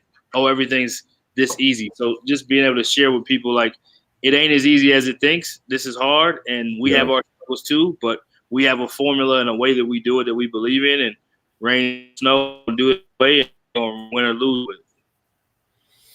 Well, man, any last words you got, would love to hear, and then we'll let you roll. I appreciate you, man, and everything that you're doing, to promote, the sport that we love and these kids that we love and the things that we do. And I appreciate you allowing me this platform to tell my story a little bit, man. Yeah, no doubt. No doubt. We'll have you back. This ain't the only time. You'll be back. Cool. But, anytime. Yeah, no doubt. The next games, who you guys got next? What's next? And as we stretch down, what does it look like for have they talked the postseason yet? Just talk a little bit about that before you go. I didn't hear what you said. Have they talked about what? So they talked about state tournament. What does that look like? I just saw something yesterday, man, as a matter of fact. But I'll talk Friday. We've got Lake Ridge, Mansfield Lake Ridge. Next Tuesday, we got the Waxahachie game that everybody is waiting for. But we got practice today, man. So we go one day at a time. And we got to figure out how to get better and win today. But state tournament, I just heard yesterday that state tournament San Antonio is only going to be the championship game. Wow. So the semifinal game is going to be just like another playoff game. And it's going to be Region 1. What's that? So neutral site game, basically. Yes, I believe. I didn't say anything about sites. I just know Region 1 will play Region 2. Region 3 will play Region 4. So this year we're in Region 2. Hopefully, if we can stay healthy and do the things we need to do, that we can be in that game playing against the champions of Region 1. Will there be 2 state championship games at that classification? No. Basketball we don't do 2. It's I was just making sure I followed it correct. So one state championship game. That's it. So once we get through the regional or the state semifinal, so Region 1 versus Region 2, the winner of that will play the winner of Region 2 and Region 3 and Region 4 in the state championship game in San Antonio. Yes, that's what it looks like right now. So I don't know how they're going. At state tournament, it's you play Friday semifinals, Saturday state championship. I'm hoping we don't have to play in Dallas at a neutral site on Friday and then get to San Antonio and play Saturday. So I didn't see dates or anything. I just saw that Right. There's not going to be semis and championship in San Antonio. It's just going to be the championship game in San Antonio. Right. Yeah. Hopefully they. I would think they're gonna handle that right. I'll give them their benefit of the doubt. They will. I mean, they've got time. Last thing I end you with: how much of those guys are back that weren't able to experience the state run, and then how did you conclude that with your team? Obviously, nothing you could do about it, just like the NCAA teams. Right. But when you're going to state and have a chance to repeat and go back to back, which very few teams in the state has ever done. Right. Kind of some rare air right there. How did you conclude that? And are there guys on this team that were on that team? And I think there's a handful of them, if I'm not mistaken. A lot of them are back. Yeah. Does that help you as you go on a state run this year? We talked about it early. We don't talk about last year a whole lot anymore.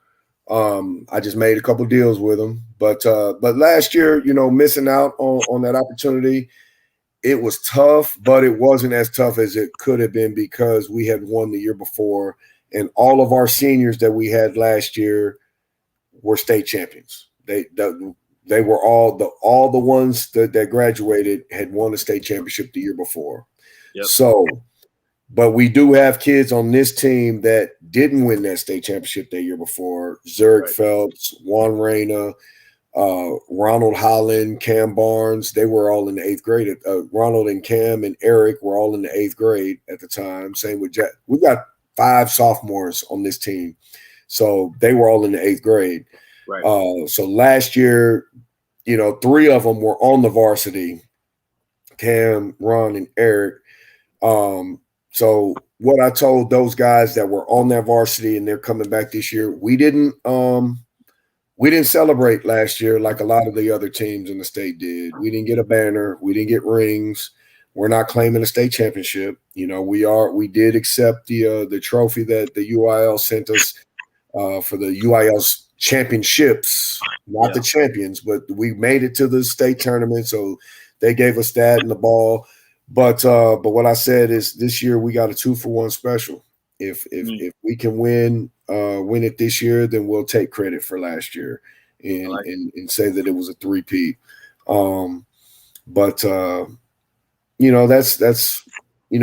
like we're so focused on this team and what we're doing right now, we kind of quit talking about everything about last year. Smart. I love it. I love the 2-for-1, Coach. Big time.